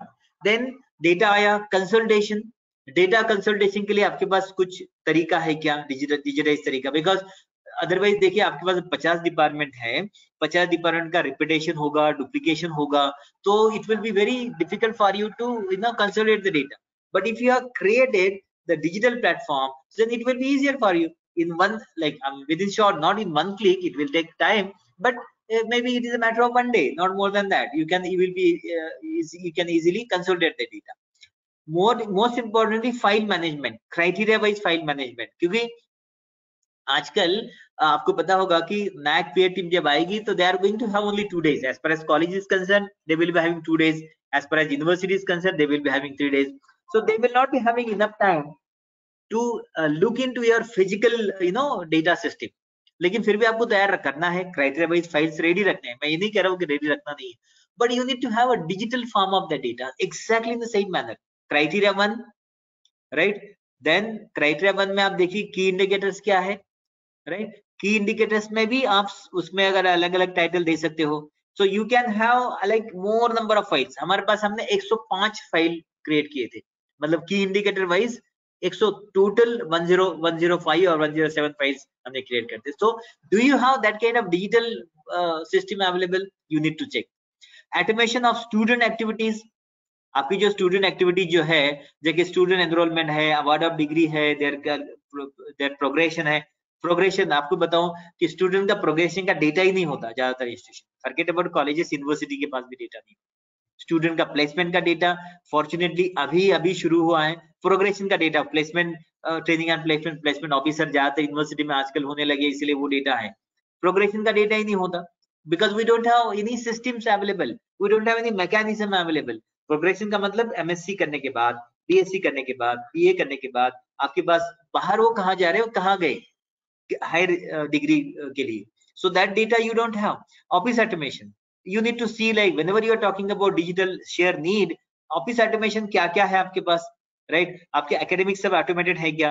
Account system, आपका university है तो application system, आप अगर college के हो तो account है, बच्चों का फीस का है, all those whether that is there. Scheduling of all academic activities, academic and administrative activities, whether you are doing it digitally, because अभी भी हम मैन्युअली कर रहे हैं. it is quite easy. जैसे कि मान लो आपके जैसे कुछ कॉलेजेस में कॉमन फैसिलिटीज है, अभी भी हम वो वही पुराना तरीका, वो अपना मास्टर वाला तरीका यूज करते हैं. we don't use digital I mean system for that. So do you have that kind of platform available? Use of ICT in teaching, learning and evaluation. Teaching learning में तो कुछ हद तक है, लेकिन वो भी कॉलेजेस में, इवन यूनिवर्सिटीज में भी, क्योंकि हम क्लेम तो करते हैं कि we have 100% ICT equipped classroom, लेकिन अगर रियलिटी में हम देखें तो हमारे पास वहां पर एलसीडी तो टंगा हुआ दिखता है, लेकिन वहां कंप्यूटर नहीं होता. कंप्यूटर रहा तो उसमें वायरसेस इतने होते हैं कि वहां कोई यूज ही नहीं करता. This is the pathetic situation. एक दो हॉल होते हैं हमारे पास, लेकिन in real sense it is होता नहीं है, राइट? तो हमें देखना पड़ेगा कि whether it is happening, evaluation की क्या स्टेटस है, whether you are using ICT in evaluation. Performance assessment, आपका जो performance assessment है, are you collecting that digitally? And then उसका evaluation assessment digitally कर रहे हो क्या? ये सब example मैंने दिया क्योंकि I started with NRF and NAC and end up with all the processes. This is how you will be able to understand your requirement, right?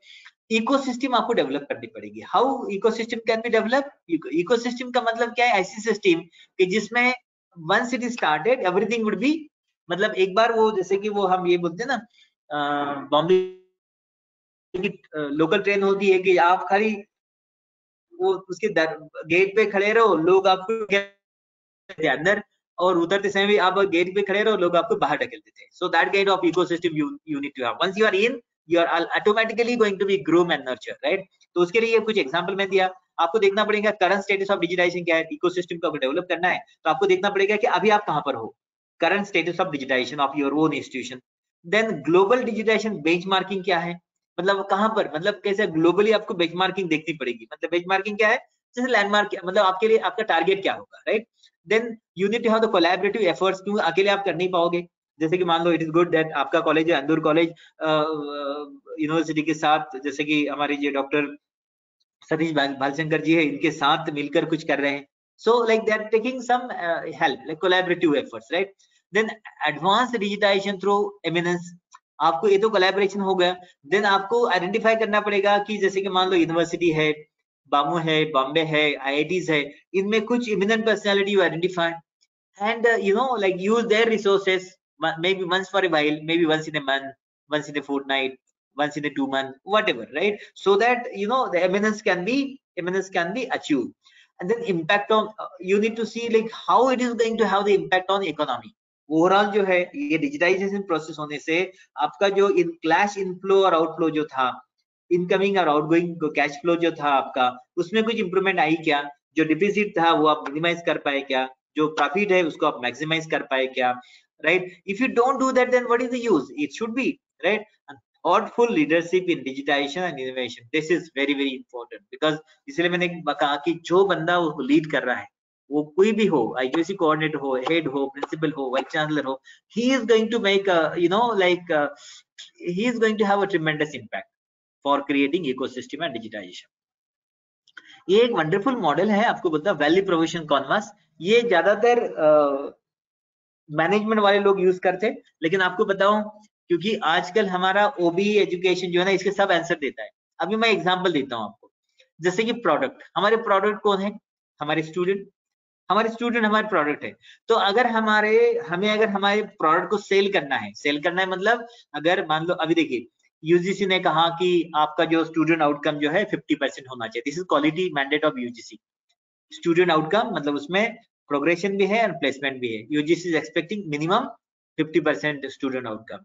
तो लेकिन आप देखिए ना, 50% अगर कोई पूछता है, मेरे पास अगर 100 स्टूडेंट है, हर कोई teacher, that's not only me, हर कोई टीचर, तो ये तो उसके लिए ड्रीम प्रोजेक्ट होगा कि जब उनके 100 स्टूडेंट बाहर निकल रहे, सबके सब अगर पैसा कमाना शुरू कर दिया, then only he will be happy। पैसा कमाना मतलब either he would be entrepreneur or he will be employee, right? मतलब या तो उसको जॉब मिले या तो खुद अपने पैरों पे खड़ा रह के कुछ करे, राइट? तो हमारे जो प्रोडक्ट है, हमें स्टूडेंट हमारा प्रोडक्ट है, हमें देखना पड़ेगा कि what are the benefits,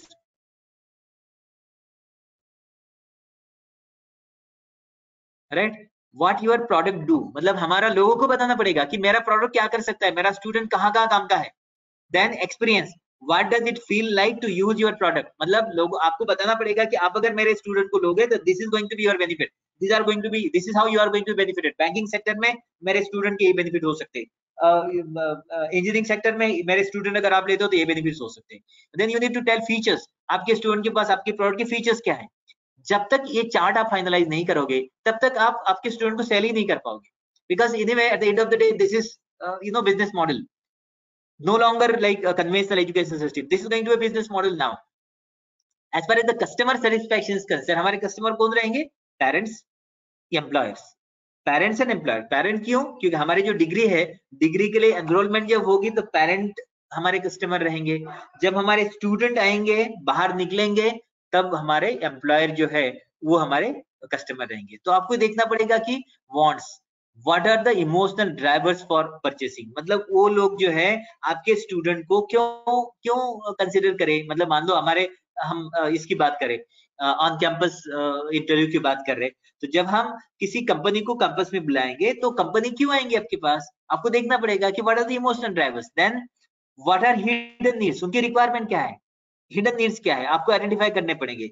what are the rational drivers of purchasing, वो आपके स्टूडेंट को क्यों प्रीफर करेंगे, वो आपको देखना पड़ेगा। Risk of switching your product, मतलब क्या है कि अगर मान लो एक कंपनी है, जैसे कि मान लो देवगिरी कॉलेज है और दूसरा इंजीनियरिंग कॉलेज की बात कर रहा हूँ मैं, MIT है एंड JNEC है, औरंगाबाद की बात कर रहा हूँ। एक XYZ कंपनी है, जैसे कि मान लो मल्टीनेशनल कंपनी है, they used to go to MIT every year. अगर मान लो वो MIT छोड़ के अगर आप JNEC में आप चाहते हो, आप JNEC को आप चाहते हो कि JNEC के पास आए वो कंपनी MIT छोड़कर, तो आपको बताना पड़ेगा उनकी क्या रिस्क होगी।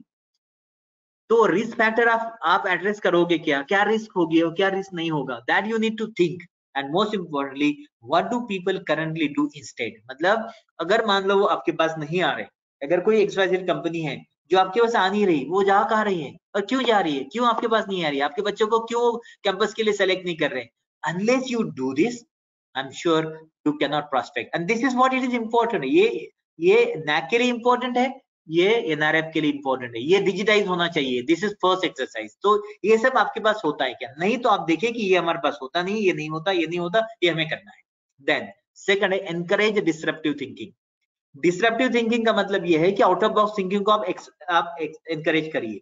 आप अगर मतलब ये नहीं करेंगे, ability to take calculated risk, creative failures, मतलब आपका जो है फेलियर्स जो है वो क्रिएटिव रहा तो यू नीड टू एक्सेप्ट। आप जब तक एक्सेप्ट नहीं करोगे तब तक आपके पास मिरेकल नहीं होगी, ऑब्वियसली मिरेकल नहीं होगी। और मिरेकल होने के लिए आपको सेकंड स्टेप जो है डिसरप्टिव थिंकिंग को एनकरेज करनी पड़ेगी। Imbibe leadership characteristics in employ, आपको जो है डेलीगेशन करना पड़ेगा अथॉरिटीज का, पावर का।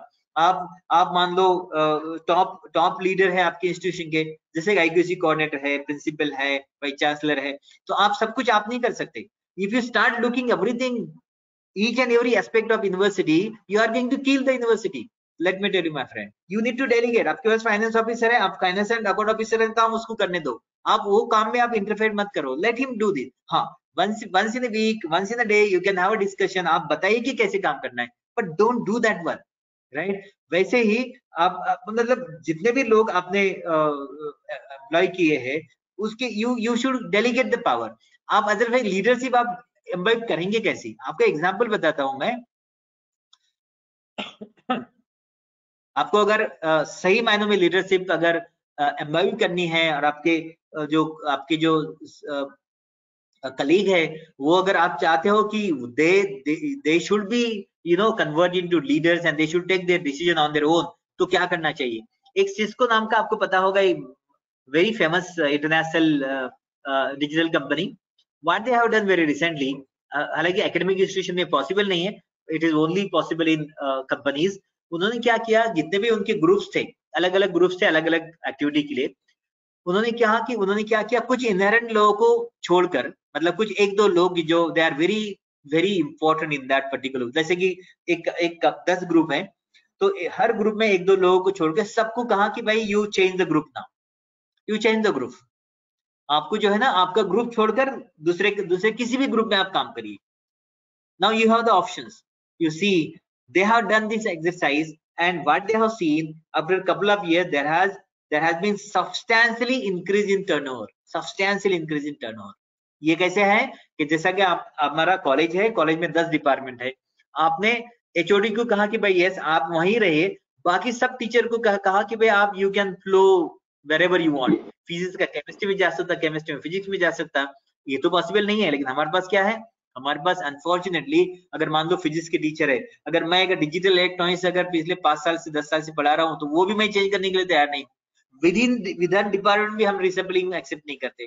रिसेबलिंग इसीलिए है क्योंकि आपको पता होगा, जो लोग नए सभी को एक्सपीरियंस है, मुझे तो खुद एक्सपीरियंस है. जब मैं जेएस कॉलेज ज्वाइन किया तो वहां पर भी जो भी टॉपिक टफ थे सब मुझे दिए गए थे. जब मैं नॉर्थ महाराष्ट्र यूनिवर्सिटी ज्वाइन किया भाई, वहां पर भी वही एक्सपीरियंस आया, वहां पर भी सबसे ज्यादा वर्कलोड लेना पड़ता था. जब बामो में आया वहां पर भी यही. तो जब भी कोई नया बंदा नई पोजीशन को नई यूनिवर्सिटी में नए इंस्टीट्यूट में जाता है, तो उनको हम ज्यादा वर्कलोड ऐसे सब्जेक्ट देते कि जो कोई लेना नहीं चाहता. और जो सीनियर लोग होते हैं, वो जो पहले लोग होते हैं, वो अपने पिछले 5-10 साल से वही सब्जेक्ट लेते रहते. लेकिन आप देखिए, अगर हमने ये करना शुरू किया कि with in department like physics department कि भाई एक सब्जेक्ट एक ही साल पढ़ाएगा, एट द मोस्ट 2 साल, after every 2 years subject is going to change. You see everybody. अभी हमारे पास प्रॉब्लम क्या है, क्वांटम वाला मैकेनिक्स नहीं, क्लासिकल नहीं पढ़ा सकता, क्लासिकल वाला इलेक्ट्रॉनिक्स नहीं पढ़ा सकता, इलेक्ट्रॉनिक्स वाला डायनेमिक्स नहीं पढ़ा सकता, राइट? अगर करना शुरू किया तो everybody will be dynamic. And let me tell you my friend, there will be substantial improvement in the academic processes, but it is not happening. And this is how we need to, this kind of leadership we need to imbibe. And same thing has happened with the administrative structure also. एक वही नहीं pattern, आपके जितने भी administrative सब leaders है उसको आप रिसेबल करिए आफ्टर रेगुलर इंटरवल. इंटेंशनली मत करिए, किसी एक को मत करिए, entire you need to change so that everybody will be knowing everything and you will be having better system in your. And then don't hire the people for the job, hire for the organization. Because reason क्या है, in digital world technology changes every fortnight. It is rather short sighted to hire the candidate for specific job. जैसे कि example, जैसे कि मान लो आपके college में interview हो रहा है, एक आप फिजिक्स के लिए टीचर चाहते हो, राइट? फिजिक्स के लिए टीचर चाहते हो, there are 2 options. One is like you have got one person who has got phenomenal understanding of physics, phenomenal, but he don't know anything else other than physics, आपके physics में कुछ computer भी है, वो भी आपका एक दो टॉपिक है, आपको पढ़ाने हैं, right? But other person, he is like 80% he is good in physics, not to that other extent, but 80% he is good, but he knows better like how to deal with the student, how to deal with the employees, how to deal with the people, how to conduct the computer practicals. He is multidimensional person, right? So what we should do, we should consider that fellow. So this is how the concept is, don't hire for the job, hire for the organization. So you need to foresee like what you are going to. Let us say another example I will quote.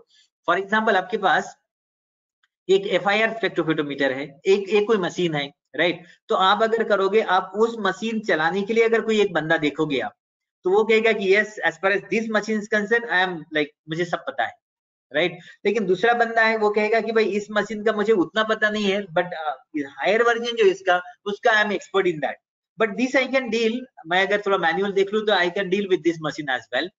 तो आपको क्या करना पड़ेगा, आपको पता है कि ये जो technology is going to be absolute within 4-5 years, this man is going to be me with maybe for another 20-30 years, so I will be having upgraded version of this machine, so this fellow will be better to me. So that kind of approach should be there for hiring the job. So if you are following this kind of approach, then only you will be able to sustain, because this is I'm talking about, you know, like sustenance of your digital culture, right? Revisiting organizational operating models, ये इसीलिए जरूरी है revisiting, मतलब हमारा जो model है, हमें पहले देखना पड़ेगा कि what are the issues. So it is important that organization look at their basic operations, particularly their performance management system. हमारे जो परफॉर्मेंस मैनेजमेंट सिस्टम है, अगर सही मायनों में हमें अगर इंस्टीट्यूशन को आगे लेकर जाना है, तो परफॉर्मेंस मैनेजमेंट सिस्टम को सही देखनी पड़ेगी। क्योंकि हमारे ज्यादातर इंस्टीट्यूशन क्यों नीचे आ जाते हैं, let me tell you one of the very peculiar reason. ये मैं खुद नहीं कह रहा हूँ, मैनेजमेंट के एक्सपर्ट कहते हैं कि जिस इंस्टीट्यूशन में अच्छे काम करने के लिए अवार्ड नहीं है, और जो काम नहीं करती उनको पनिशमेंट नहीं है, वो इंस्टीट्यूट कभी भी आगे नहीं बढ़ती।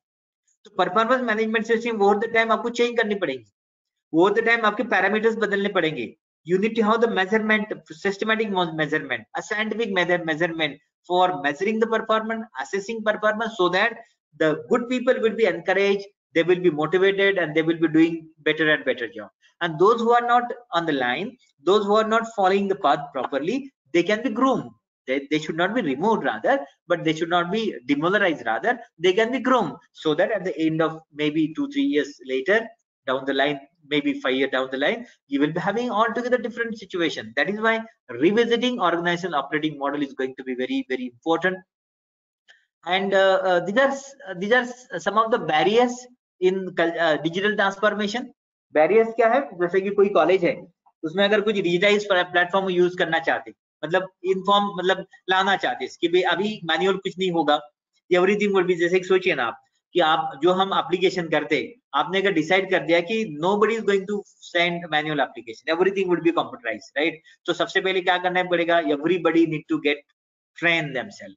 पहले सबसे पहले बेसिक कंप्यूटर का ट्रेनिंग लेनी पड़ेगी, वो जो सिस्टम होगा जो आप यूज करेंगे उसके ऊपर ट्रेनिंग लेनी पड़ेगी, राइट। सो तो क्या होगा, there are many reasons. What are some of the reasons are competing priorities, we don't have time. मतलब लोग क्या कहते हैं कि नहीं मुझे टाइम नहीं है, मतलब सीनियर लोगों की बात करता हूँ, वो क्या कहते हैं कि नहीं मुझे अभी टाइम नहीं है, वो सीखना नहीं चाहते, इसलिए बहाना करते हैं कि आई डोंट हैव टाइम। कुछ लोग ऐसे हैं कि we don't know what to do, we don't know how to do that, मतलब लोग कहते हैं कि भाई ये कैसे करना मुझे पता नहीं, इसीलिए कुछ लोग करना नहीं चाहते। कुछ लोग ऐसे, this is the way we have always done it, मतलब कुछ लोग कहते हैं कि भाई नहीं ये तो हम कर ही रहे हैं, उसमें नया क्या है, वो तो हालांकि वो करते नहीं है, बट ये हम ऑलरेडी कर रहे हैं बोलकर नहीं करना चाहते।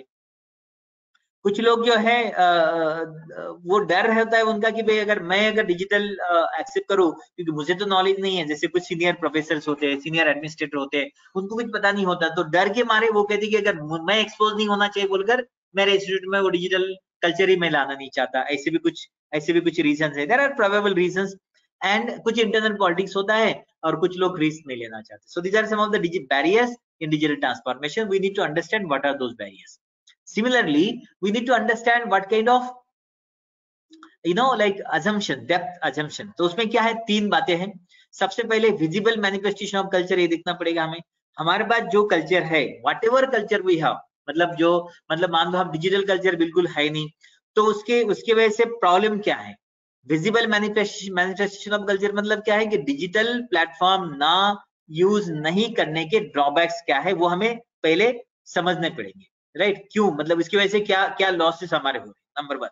Number 2, we need to analyze the adopted values and practices of the organization.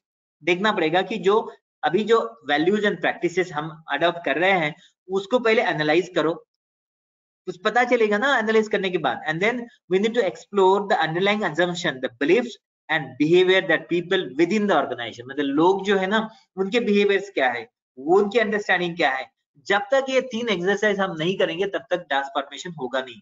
Failures होने का कारण क्या है ना कि उसके पीछे रीजन क्या है ये नहीं समझते, मतलब तैयारी नहीं होते, माइंडसेट तैयार करने की बात नहीं होती, इसलिए डिजिटाइजेशन में हम सक्सेसफुल ज्यादातर हो नहीं रहे। And then this is going to be exercise I am going to tell you now, preparing for the digital culture. Okay, so these are the key questions. What are the major challenges? जब भी हम digital transformation की बात करते हैं तो हमें पहले सवाल करने पड़ेंगे कि what are the major digital challenges you are facing. मतलब हमारे यूनिवर्सिटी में, हमारे कॉलेज में, हमारे आईक्यूएस यूनिट में डिजिटल ट्रांसफॉर्मेशन के चैलेंजेस क्या है। ओके, चैलेंजेस का मतलब क्या होता है कि क्या हम मतलब डिजिटाइजेशन नहीं होने की वजह से कहां पर हम प्रॉब्लम्स में आ रहे हैं और करने में क्या क्या हमें प्रॉब्लम्स आएंगे। Give some indication time scale to involve with the changes. मतलब हमें आपको मान लो सब कुछ, जैसे कि एग्जांपल के तौर पे मैं एग्जांपल देता हूं कि आपका जो डेटा है वो आप पूरा डिजिटाइज आपको लेना है।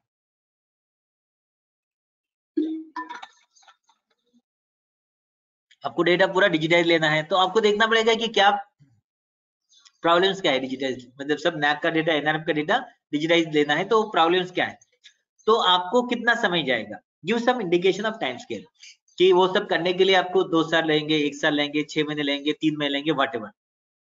What can done immediately to create the momentum. मतलब जो आप डिजिटाइज का मोमेंटम क्रिएट करना चाहते हैं उसके लिए एक छोटा सा मॉडल क्या होगा, तो क्या होगा, जैसे कि एक डिपार्टमेंट आप सेलेक्ट करिए, वहां पर आप उसको सक्सेसफुल करके बताइए and you can project that successful model to others कि देखो हमने फिजिक्स में क्रिएट किया, केमिस्ट्री में किया, कंप्यूटर में किया, and this can be done. If they can do it I can do it. Concept ये है कि this others can do it I can also do it. So ये कंसेप्ट हमें करना अडॉप्ट करना पड़ेगा। And then this is managing digital transformation के लिए की एलिमेंट्स क्या है, जैसे कि मैं पहले भी बता रहा हूँ, फिर से रिपीट कर रहा हूँ, ये share the need and value for digital transformation. आपको आइडेंटिफाई करना पड़ेगा कि क्या है। Establish clear vision, mobilise commitment, जैसे मैंने बताया कि हमारे पास क्या होगा कि हमारे पास क्या होगा कि हमारे पास क्या होगा, कुछ लोग जो है आपको फॉलो करेंगे, कुछ लोग आपको फॉलो नहीं करेंगे, राइट। तो आपको देखना पड़ेगा कि ये लोगों को जो फॉलो कर रहे हैं उनकी उनका उत्साह कैसे बढ़ाना है, उनको एनकरेज कैसे करना है, जो नहीं कर रहे उनको उनका मोमेंटम उनका एनकरेज कैसे करना है।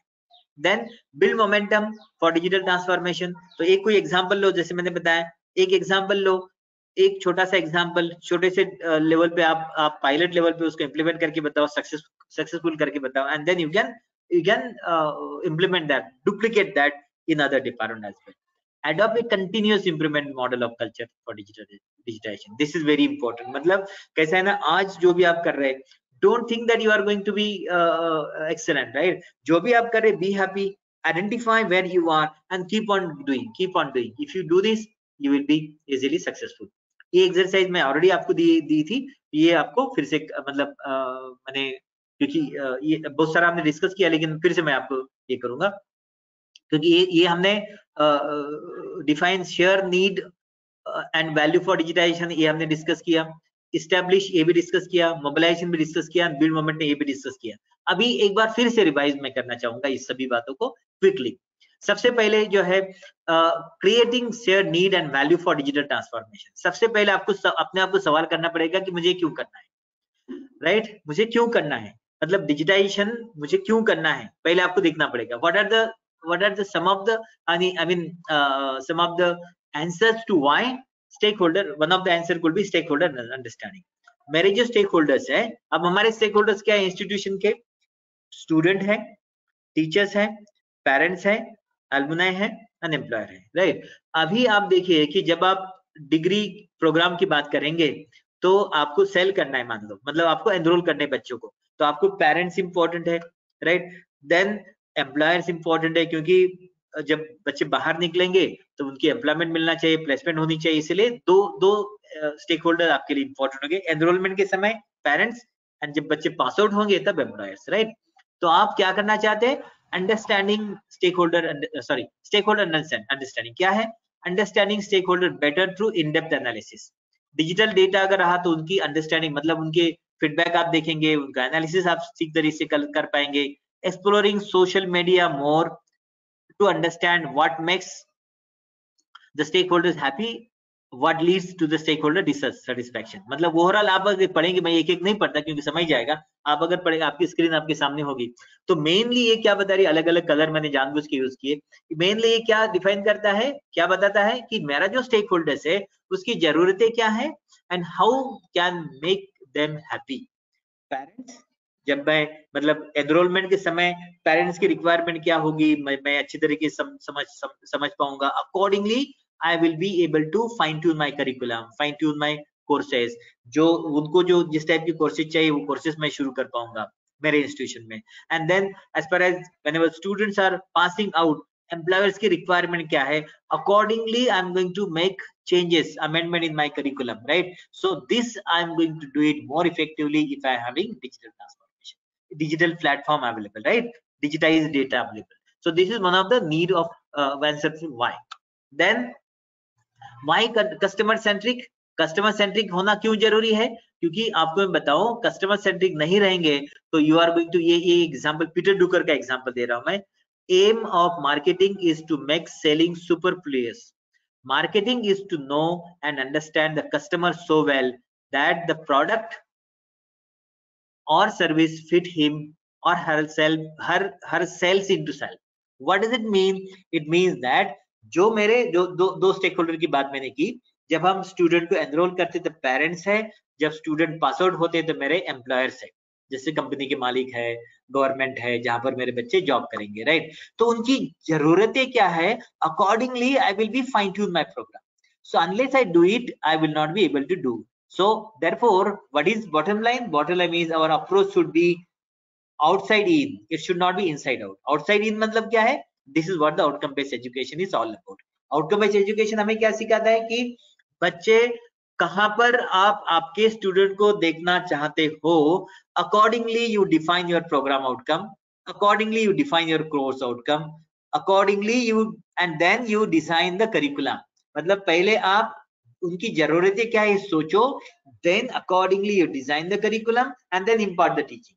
So this is outside in. Right? अभी हमारा कन्वेंशनल अप्रोच क्या है, पहले हमारा करिकुलम तैयार होता है, करिकुलम के बाद में हम पढ़ाते हैं, उसके बाद में पता चलता है कि बच्चों को तो हम वो पढ़ा ही नहीं रहे जो लोगों की जरूरत है, राइट? जो एम्प्लॉयर्स की जरूरत है। So this is like mismatch, right? So this mismatch can be minimise if you are following this kind of digitise approach. Example था, लेकिन मैं थोड़ा समय जा रहा है इसलिए मैं थोड़ा अवॉइड करूंगा एक, because we are running behind the time, is already 1 o'clock. हाँ, ओके आई विल, हाँ ओके, कुछ स्लाइड मैं स्किप कर रहा हूँ because customer journey school college education. जैसे कि आप देखिए, आपका कस्टमर क्या है, पेरेंट्स है, तो आपको देखना पड़ेगा, जैसे कि मान लो खुद अपने आप को पेरेंट्स के जगह पे आप देख कर रखो। नीड रिकॉग्निशन, पहले मान लो जो मैंने एक्सरसाइज दी थी ना आपको सबसे पहले, कि आप आपके एक रिसेंट एक्सरसाइज, रिसेंट जो आपके बच्चों को मतलब आइदर योर सन और डॉटर जहां पर आपने उनका एडमिशन किया, वो एक्सरसाइज रिकॉल करिए और आप देखिए कि आपने क्या क्या किया। तो सबसे पहले आपने क्या किया होगा, नीड रिकॉग्निशन। नीड रिकॉग्निशन मतलब क्या है, फॉर एग्जांपल आपका बेटा या बेटी 12th साइंस पास आउट है, तो आप क्या करोगे, you need to see like what is his और हर रिक्वायरमेंट, वो क्या करना चाहता है या चाहती है, वो मेडिकल को जाना चाहती है या आर्ट्स को जाना चाहती है या इंजीनियरिंग को जाना चाहती है। अकॉर्डिंगली पहले आप उसकी need, then accordingly you will be searching information, right? As per his or her need you will be searching information. आप देखिए इंफॉर्मेशन सर्च करते समय अगर डिजिटल प्लेटफॉर्म अवेलेबल नहीं रहे तो क्या करना पड़ेगा आपको, एवरी टाइम आप देवगिरी कॉलेज को जाना पड़ेगा, एसबी कॉलेज में जाना पड़ेगा, यूनिवर्सिटी में जाना पड़ेगा, right? But now you don't need to do that, you sit in the room, open your laptop or computer and everything will be available. Devgiri में क्या है, एसबी में क्या है, university, forget about Aurangabad, you can reach anywhere. Delhi के courses देख सकते हो, न्यूयॉर्क के कोर्सेज देख सकते हो, घर बैठे आप दुनिया में जहां चाहे वहां पर आप ऑप्शन सर्च कर सकते हो। देन इवैल्यूएशन ऑफ अल्टरनेटिव्स, जितने भी ऑप्शन है आपके पास, मान लो आपने 10 ऑप्शन चूज किए, सो पहला ऑप्शन क्या है, उसके अल्टरनेटिव्स क्या है, you will be having, and then you will be doing choices out of 10, maybe 1 2 3 choices, and then you will be choosing that, and then post वो चॉइस मतलब आप क्या करोगे, राइट। जैसे कि एक कॉमन एग्जांपल दिया, लेकिन ये एकेडमिक के लिए सूट नहीं होता, इसलिए मैं यूज नहीं करूंगा ये। So this was the micro exercise I have already given, you can may be you can attempt this, you will be able to get good experience out of this. Then क्या critical होता है employ के लिए, आपको बताऊं। अगर आपको digital culture को सस्टेन करना है, डिजिटल कल्चर को सस्टेन करना है, तो क्या क्या सिस्टम होनी चाहिए। देखिए, this could be employ experience kind of touch points, right. This is wonderful system if you are having. अब देखिए, सबसे इंपॉर्टेंट क्या है, आपकी लाइन ऑफ एक्शन क्या है, आपकी इथिक्स क्या है, आपके कोर वैल्यूज क्या है, आपको डिफाइन करने पड़ेंगे। ऑनबोर्डिंग का मतलब ये है कि आपके जितने भी स्टेक होल्डर्स है, कौन से स्टेक होल्डर्स इंपॉर्टेंट है, आपके एम्प्लॉइज, मतलब आप खुद, मतलब if you are leader, you, आपके ऑर्गेनाइजेशन की जो अथॉरिटीज है वो, एंड आपके employ, everybody on board. On board का मतलब ये है कि everybody should be at par, there should not be any you know curtain in between. आपको मतलब everybody should be accessible to every others, right. जैसे कि मान लो वाइस चांसलर है, vice chancellor should be easily accessible to any teacher, registrar should be accessible to any teacher, principal should be accessible to any teacher whenever he or she have some problem, right? This is what we call onboarding.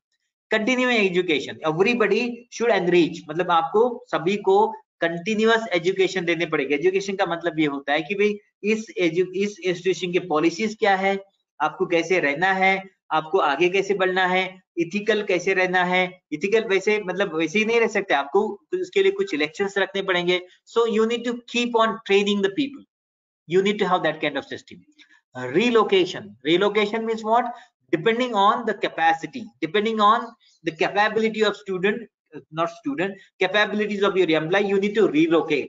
क्योंकि आप अगर सभी को एक जैसे रखोगे, मान लो जैसे कि मान लो पहले मैंने 5 अलग अलग पोजीशन है, मैं किसी इंस्टीट्यूट का अथॉरिटी हूँ, 5 अलग अलग पोजीशन पे मैं 5 लोगों को रखा, लेकिन बाद में मुझे पता चला कि यार नंबर 1 पोजीशन वाला नंबर 2 के लिए बेटर है, नंबर 2 वाला है नंबर 1 के लिए बेटर है। I need to relocate that, right? Because you need to utilize the resources properly. This is very important. New baby का concept ये है कि whenever newcomer is coming in the system, new employee है, new recruitment है, right? He need to be on board. He need to teach. We need to have a system so that he will have proper teaching. He will have proper training rather, so that he will be on board. जो लोग retire हो रहे हैं उनको systematic उनका सी of होना चाहिए, उनके सब बेनिफिट्स प्रॉपर उनको मिलने चाहिए। जब तक इस टाइप की सिस्टम हम डेवलप नहीं करेंगे तो तब तक कोई भी culture, forget about digital culture, कोई भी कल्चर पॉसिबल हम इम्प्लीमेंट कर नहीं पाएंगे। विजन की कुछ बात करता हूं मैं, विजन कैसे करना चाहिए। What is actually shaping vision का मतलब क्या है? A strong vision helps to frame the people mind a picture of how the organization will be different in future. मतलब विजन का इंपॉर्टेंट क्या होता है, क्यों विजन, मतलब नैक ने मैंडेटरी कहा, अपने वेबसाइट पे होना चाहिए। तो उसका रीजन ये है कि अगर मान लो डॉक्टर बाबा साहेब अम्बेडकर मराठवाड़ा यूनिवर्सिटी का विजन अगर मैं देखूं, तो मुझे पता चलेगा कि इस यूनिवर्सिटी, ये जो यूनिवर्सिटी है 10 साल के बाद में कहाँ हो सकती है, राइट? क्योंकि being a parent I am going to see that, अगर मैं अगर सही मायनों में अगर मैं वाइज अगर पेरेंट हो, तो मुझे देखना पड़ेगा कि 10 साल बाद ये यूनिवर्सिटी अपने आप को कहाँ देखना चाहती, तभी मैं मेरे बच्चों को वहां रखूंगा, अदरवाइज नहीं रखूंगा। I am going to search another university. So therefore vision always help us to give some sort of picture how the organization will be different after 10 years down the line, right? तो उसके कुछ example है, Google की example देता हूं। What is the ultimate vision of Google? Ultimate vision of Google is to provide access to the word of information in 1 click. मतलब आप Google आप देखिए कि 1 क्लिक पे आपको सब कुछ मिल जाता है। This is the particular vision of Google. Like that Amazon का आपको पता है कि अमेजॉन एक खुद के पास कोई प्रोडक्शन कंपनी नहीं है, but still Amazon want to be a most customer centric company. This is ultimate vision of Amazon. आप देखिए अमेजॉन पे कोई भी आप ऑर्डर करिए, वे आपको ऐसा कुछ भी नहीं कि अमेजॉन पे नहीं मिलेगा, हालांकि खुद प्रोड्यूसर है ही नहीं। And if you are not satisfied, you can return it back also. This is the wonderful system they have created, right? So that is why this is their vision. So this kind of vision you need to create. And moreover, आपको ध्यान में रखना पड़ेगा कि कभी भी vision हमें क्या करता, गुड से ग्रेट बनाता, मीडियोकर से एक्सेलेंस बनाता, बट अपने आप को अगर हम पहले से बेस्ट समझना लगेंगे, so then it is very difficult. क्योंकि कुछ लोग हैं कि पहले विजन में उनको लगता है कि नहीं नहीं हमें तो अचीव करने ऐसा कुछ रहा ही नहीं, so then it will be really difficult for them to progress. Forwarding imaging होनी चाहिए जब आप विजन की बात करते हैं। आप जब डिजिटल, मैं अभी डिजिटल पे आ रहा हूँ, कुछ मैं जनरल भी बता रहा हूँ, डिजिटल पे बता रहा हूँ।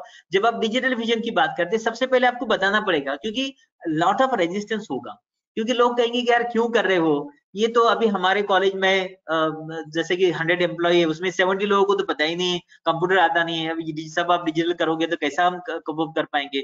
तो आपको फॉरवर्ड इमेजिनेशन करना पड़ेगा कि आपकी इंस्टीट्यूट 10 साल के बाद में कैसी रहेंगी। आप अगर डिजिटाइजेशन ये कंसेप्ट अगर एक्सेप्ट करते हैं तो 10 साल बाद आप कहां पर रहेंगे, नहीं करते तो 10 साल बाद आप कहां पर रहेंगे। So unless you do this, you are not going to create and accelerate the culture. This is going to be very important.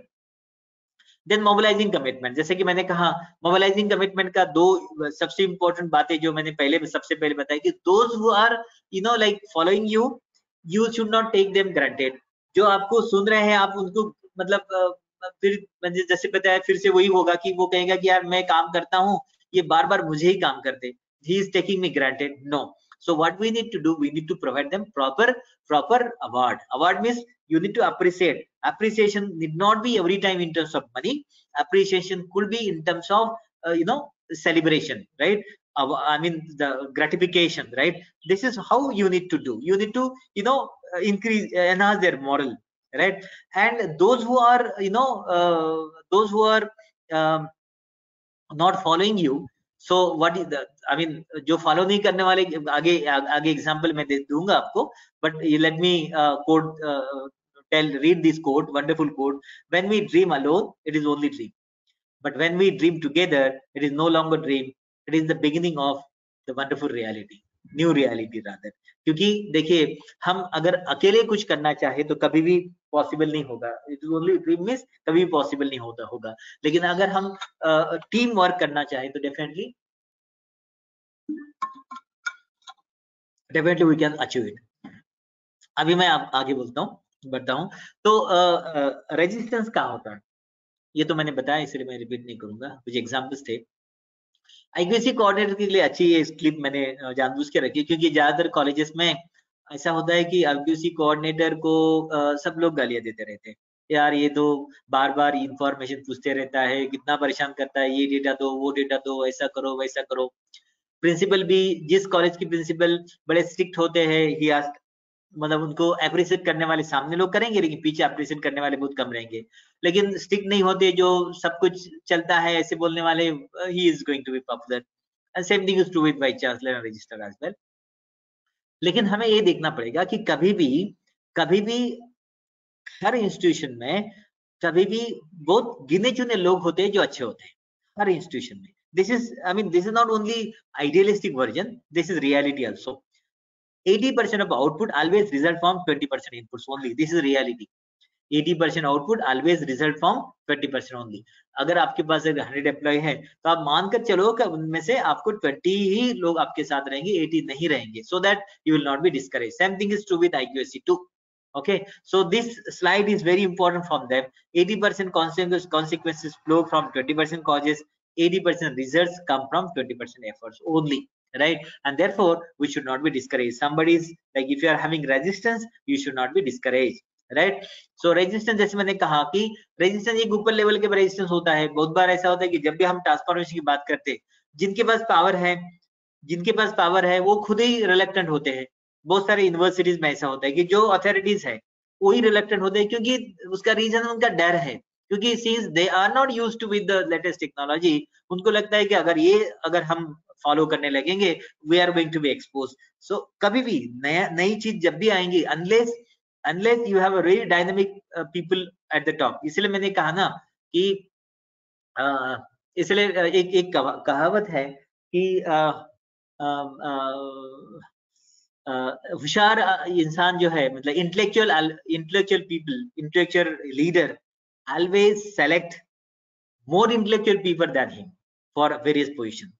And जो उल्टा नहीं, मैं बोलना नहीं चाहता, जो खुद होशियार होता है, खुद इंटेलेक्चुअल होता है, वो अपने जितने भी सबऑर्डिनेट है उससे होशियार वो कभी भी चूज करेगा। लेकिन जो बेवकूफ होता है, जो उस टाइप का नहीं होता, तो अपने से बेवकूफ लोगों को चूज करेगा, क्योंकि वो चाहेगा कि भाई मैं उनका बॉस रहना चाहूँ। तो रेजिस्टेंस वो ऊपर लेवल का होता है, तो वो उस लेवल का अगर रेजिस्टेंस रहा तो it will be very difficult. क्योंकि सबसे इम्पोर्टेंट ये है कि भाई मैंने जैसे कहा कि it is always percolated from the top. अगर ऊपर के लेवल पे अगर रेजिस्टेंस है, तो it is really difficult for us to build the momentum and I mean mobilise the commitment.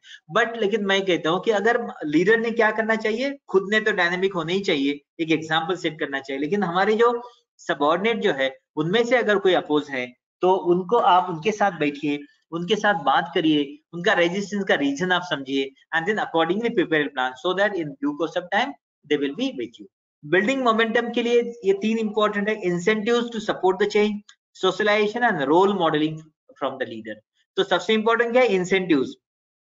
तो सबसे इंसेंटिव्स का मतलब क्या है कि जो लोग अच्छे काम करते हैं उनको आप एनकरेज करिए, उनको आप अवार्ड करिए, उनका ग्रेटिफिकेशन आप करिए, राइट। एंड उनका परफॉर्मेंस मेजर करिए। परफॉर्मेंस मतलब आप जो मतलब आपके पास 10 एम्प्लॉई है, आप you need to apply some scientific strategies to measure their performance and accordingly based on the fix parameter. Because ऐसा नहीं कि आपको जो अच्छा लगता है उसको आप ग्रेटिफाई करिए, नो। जो आपके पास कुछ परफॉर्मेंस मेजरिंग साइंटिफिक टूल्स होनी चाहिए, so that you should have some key performance indicators, scientific tools honge, accordingly you will be having perfect model with you, and then you will be identifying good people, and then you will be awarding them and encouraging them. Those who are not those because they are going to always help you, right? Those who are reluctant, उसके लिए जैसे मैंने आपको बताया कि उसके लिए आपको समझना पड़ेगा कि उनके इश्यूज क्या है। अगर ये सब आप करते हो, मान लो आपने ये सब कर पाए, ये सब जितना भी मैंने बताया कि आपने डिजिटल नीड आइडेंटिफाई किया, you identified digital need, right, number 1। Then आपने क्या किया? विजन। उसके लिए विजन क्या होना चाहिए? सेकंड एक्सरसाइज था, वो भी उसने आपने आइडेंटिफाई किया, what should be your vision mission, right. Then ये मोबिलाइज कमिटमेंट, जो लोग काम कर रहे हैं उनको आप एनकरेज कर रहे हैं, अवार्ड कर रहे हैं, उनका परफॉर्मेंस मेजर कर रहे हो। जो आपको अपोज कर रहे हैं उसका रीजन आप जान रहे हो, रीजन जानकर आप उनको कन्विंस कर रहे हो, राइट, सो दैट आपको आपका मोबिलाइजेशन कमिटमेंट का हो रहा है। एंड फोर्थ क्या है? Building momentum. बिल्डिंग मोमेंटम मतलब आपने एक छोटे तौर पे, एक छोटे लेवल पे, एक किसी डिपार्टमेंट में उसको एग्जीक्यूट किया एंड एक पायलट प्रोजेक्ट सक्सेसफुल बताकर वो प्रोजेक्ट आप लोगों के सामने रख रहे हैं। ये वंडरफुल एक्सरसाइज आपने किया, आपने शुरू किया। शुरू करने के बाद what would be a digital DNA of institution, मतलब अगर इस टाइप का इंस्टीट्यूशन है तो how it going to be different, you can see. This is just my like the forecasting rather. You can see the institution with digital DNA is going to be completely different from the conventional institution. Digital DNA means those who are adopting all digital practices, all adopting all processes of digitization. They will be faster and more agile, because like why they are faster? Because they are going to have all the data with them. It will be easier from them to take the decision, and they are going to be more agile. They will know their customers better than their customer know themselves. Customer का मतलब क्या है? हमारे customer, जैसे मैंने बताया कि हमारे कस्टमर रहेंगे पेरेंट्स, हमारे कस्टमर रहेंगे हमारे एम्प्लॉयर, जहां पर हमारे बच्चे जाएंगे। तो हमारे पेरेंट्स की रिक्वायरमेंट क्या है? अकॉर्डिंगली हम करिकुलम रिवाइज करेंगे। एम्प्लॉयर की रिक्वायरमेंट क्या है? अकॉर्डिंगली हमारा करिकुलम एनरिच होगा, and then like you will be knowing their requirement better than themselves, because if you are following digital platform, then operate fluidly across the organizational and geographical boundaries as well. क्योंकि आपके पास अगर digital data अगर available है तो you can have off campus also. जैसे कि मान लो आपके पास बहुत बार ऐसा है, जैसे हमारे यूनिवर्सिटी का उस्मानाबाद ऑफ कैंपस है, तो बहुत बार हमारे अथॉरिटीज को वहां जाकर मीटिंग्स लेनी पड़ती। सो वहां जाकर मीटिंग्स लेनी है तो महीने में एक ही बार लेनी पड़ेगी। But if you start taking those meetings through digital transform, every week we can conduct, right. अभी तो महीने में एक बार भी नहीं होती, कभी 6-6 महीने में एक बार होती, but every week you can do, and you can have more effective administration, effective implementation of the policies. Harness the power of global business and ecosystem instead of trying to the everything there on their own. मतलब क्या होता है ना, सब कुछ क्या होता है ना, सब कुछ कन्वेंशन में क्या होता है, हर किसी को लगता है कि भाई सब कुछ मैं ही करूं। मान लो अगर एक छोटा सा डिपार्टमेंट की बात, फॉरगेट अबाउट यूनिवर्सिटी और कॉलेज, एक छोटी डिपार्टमेंट की बात करता हूं, अगर सब कुछ अगर एचओडी करने लगेगा तो क्या होगा, the department progress is going to be hampered. But if he has deliberated the power, if he is having everything like digitized form, right, he can delegate power to one of the colleague, right, and then the effective implementation of all the aspects, all the processes can be better as far as the department is concerned, as far as the college is also concerned. Fail fast and learn even faster. क्योंकि जब आप काम करोगे, क्योंकि digitise आप देखिए ना, आपको आपको अभी ये एग्जांपल देता हूं मैं, आपको याद होगा कि आपने एक्सपीरियंस किया होगा कि during this pandemic time we have got n number of webinars, and most of you must have enriched as well. आपने देखा होगा कि इससे पहले जितने साल में आप एकेडमिक्स में रहे होंगे, इतना एनरिचमेंट उतने साल में नहीं हुआ जितना एनरिचमेंट आपका ये 3-4 महीने में हुआ। रीजन क्या है? Because everything was available. आप अभी देखिए ना, ये लेक्चर आप घर में बैठे बैठे आप आराम से सुन रहे हो, क्योंकि आप घर में आपको कुछ करना तो नहीं है, आप थोड़ा बोर हो रहे, चाय ले रहे हो, चाय लेते लेते सुन रहे हो। But had it been a face to face lecture, आप वो कन्वेंशनल क्लासरूम में बैठे रहना पड़ता था, वो स्टूल पे बैठे रहना पड़ता था, और शायद आप 2 घंटे शायद सुन भी नहीं पाते थे। But you can do it because of this digitise platform. So इसमें ज्यादा काम होंगे, उसमें फेलियर भी होंगे, लेकिन फेलियर में हम सीखेंगे भी। Understand the power of information and use it to their advantage. Information का पावर हम समझेंगे और उसका एडवांटेज भी होगा। So these are going to be the feature of digital the institution who are going to follow the digitized information. And this is the exercise which I talked about. We have discussed all those aspects. You can ask the question, because I'm going to finish this maybe within 2-3 minutes. You can ask me question as well, but I will request you to do this exercise. And if you I will give my email ID and contact WhatsApp number also, if you want my help to prepare this roadmap, because unless you prepare this roadmap worksheet, you are not going to be successful in digitization of the policies and all the processes in your college. And I'm going to finish with this quotation. You can accomplish everything in life provided that you do not mind who gets the credit. Because हमारे पास problem कैसा है ना, हम इसीलिए नहीं हम कुछ पा सकते क्योंकि हम ऑलवेज हम ये कहते हैं भाई ये करने से क्रेडिट मिलेगा। अगर हम हर बार ये सोचते कि अगर मुझे क्रेडिट नहीं मिलेगा तो then I am not going to take the initiative. तो इन स्पाइट ऑफ दैट, अगर हम क्रेडिट किसको मिलता है ये ना सोचते हुए अगर काम करना शुरू करेंगे, तो I am sure everything is possible, nothing is impossible. With this, I'm going to thanks once again organize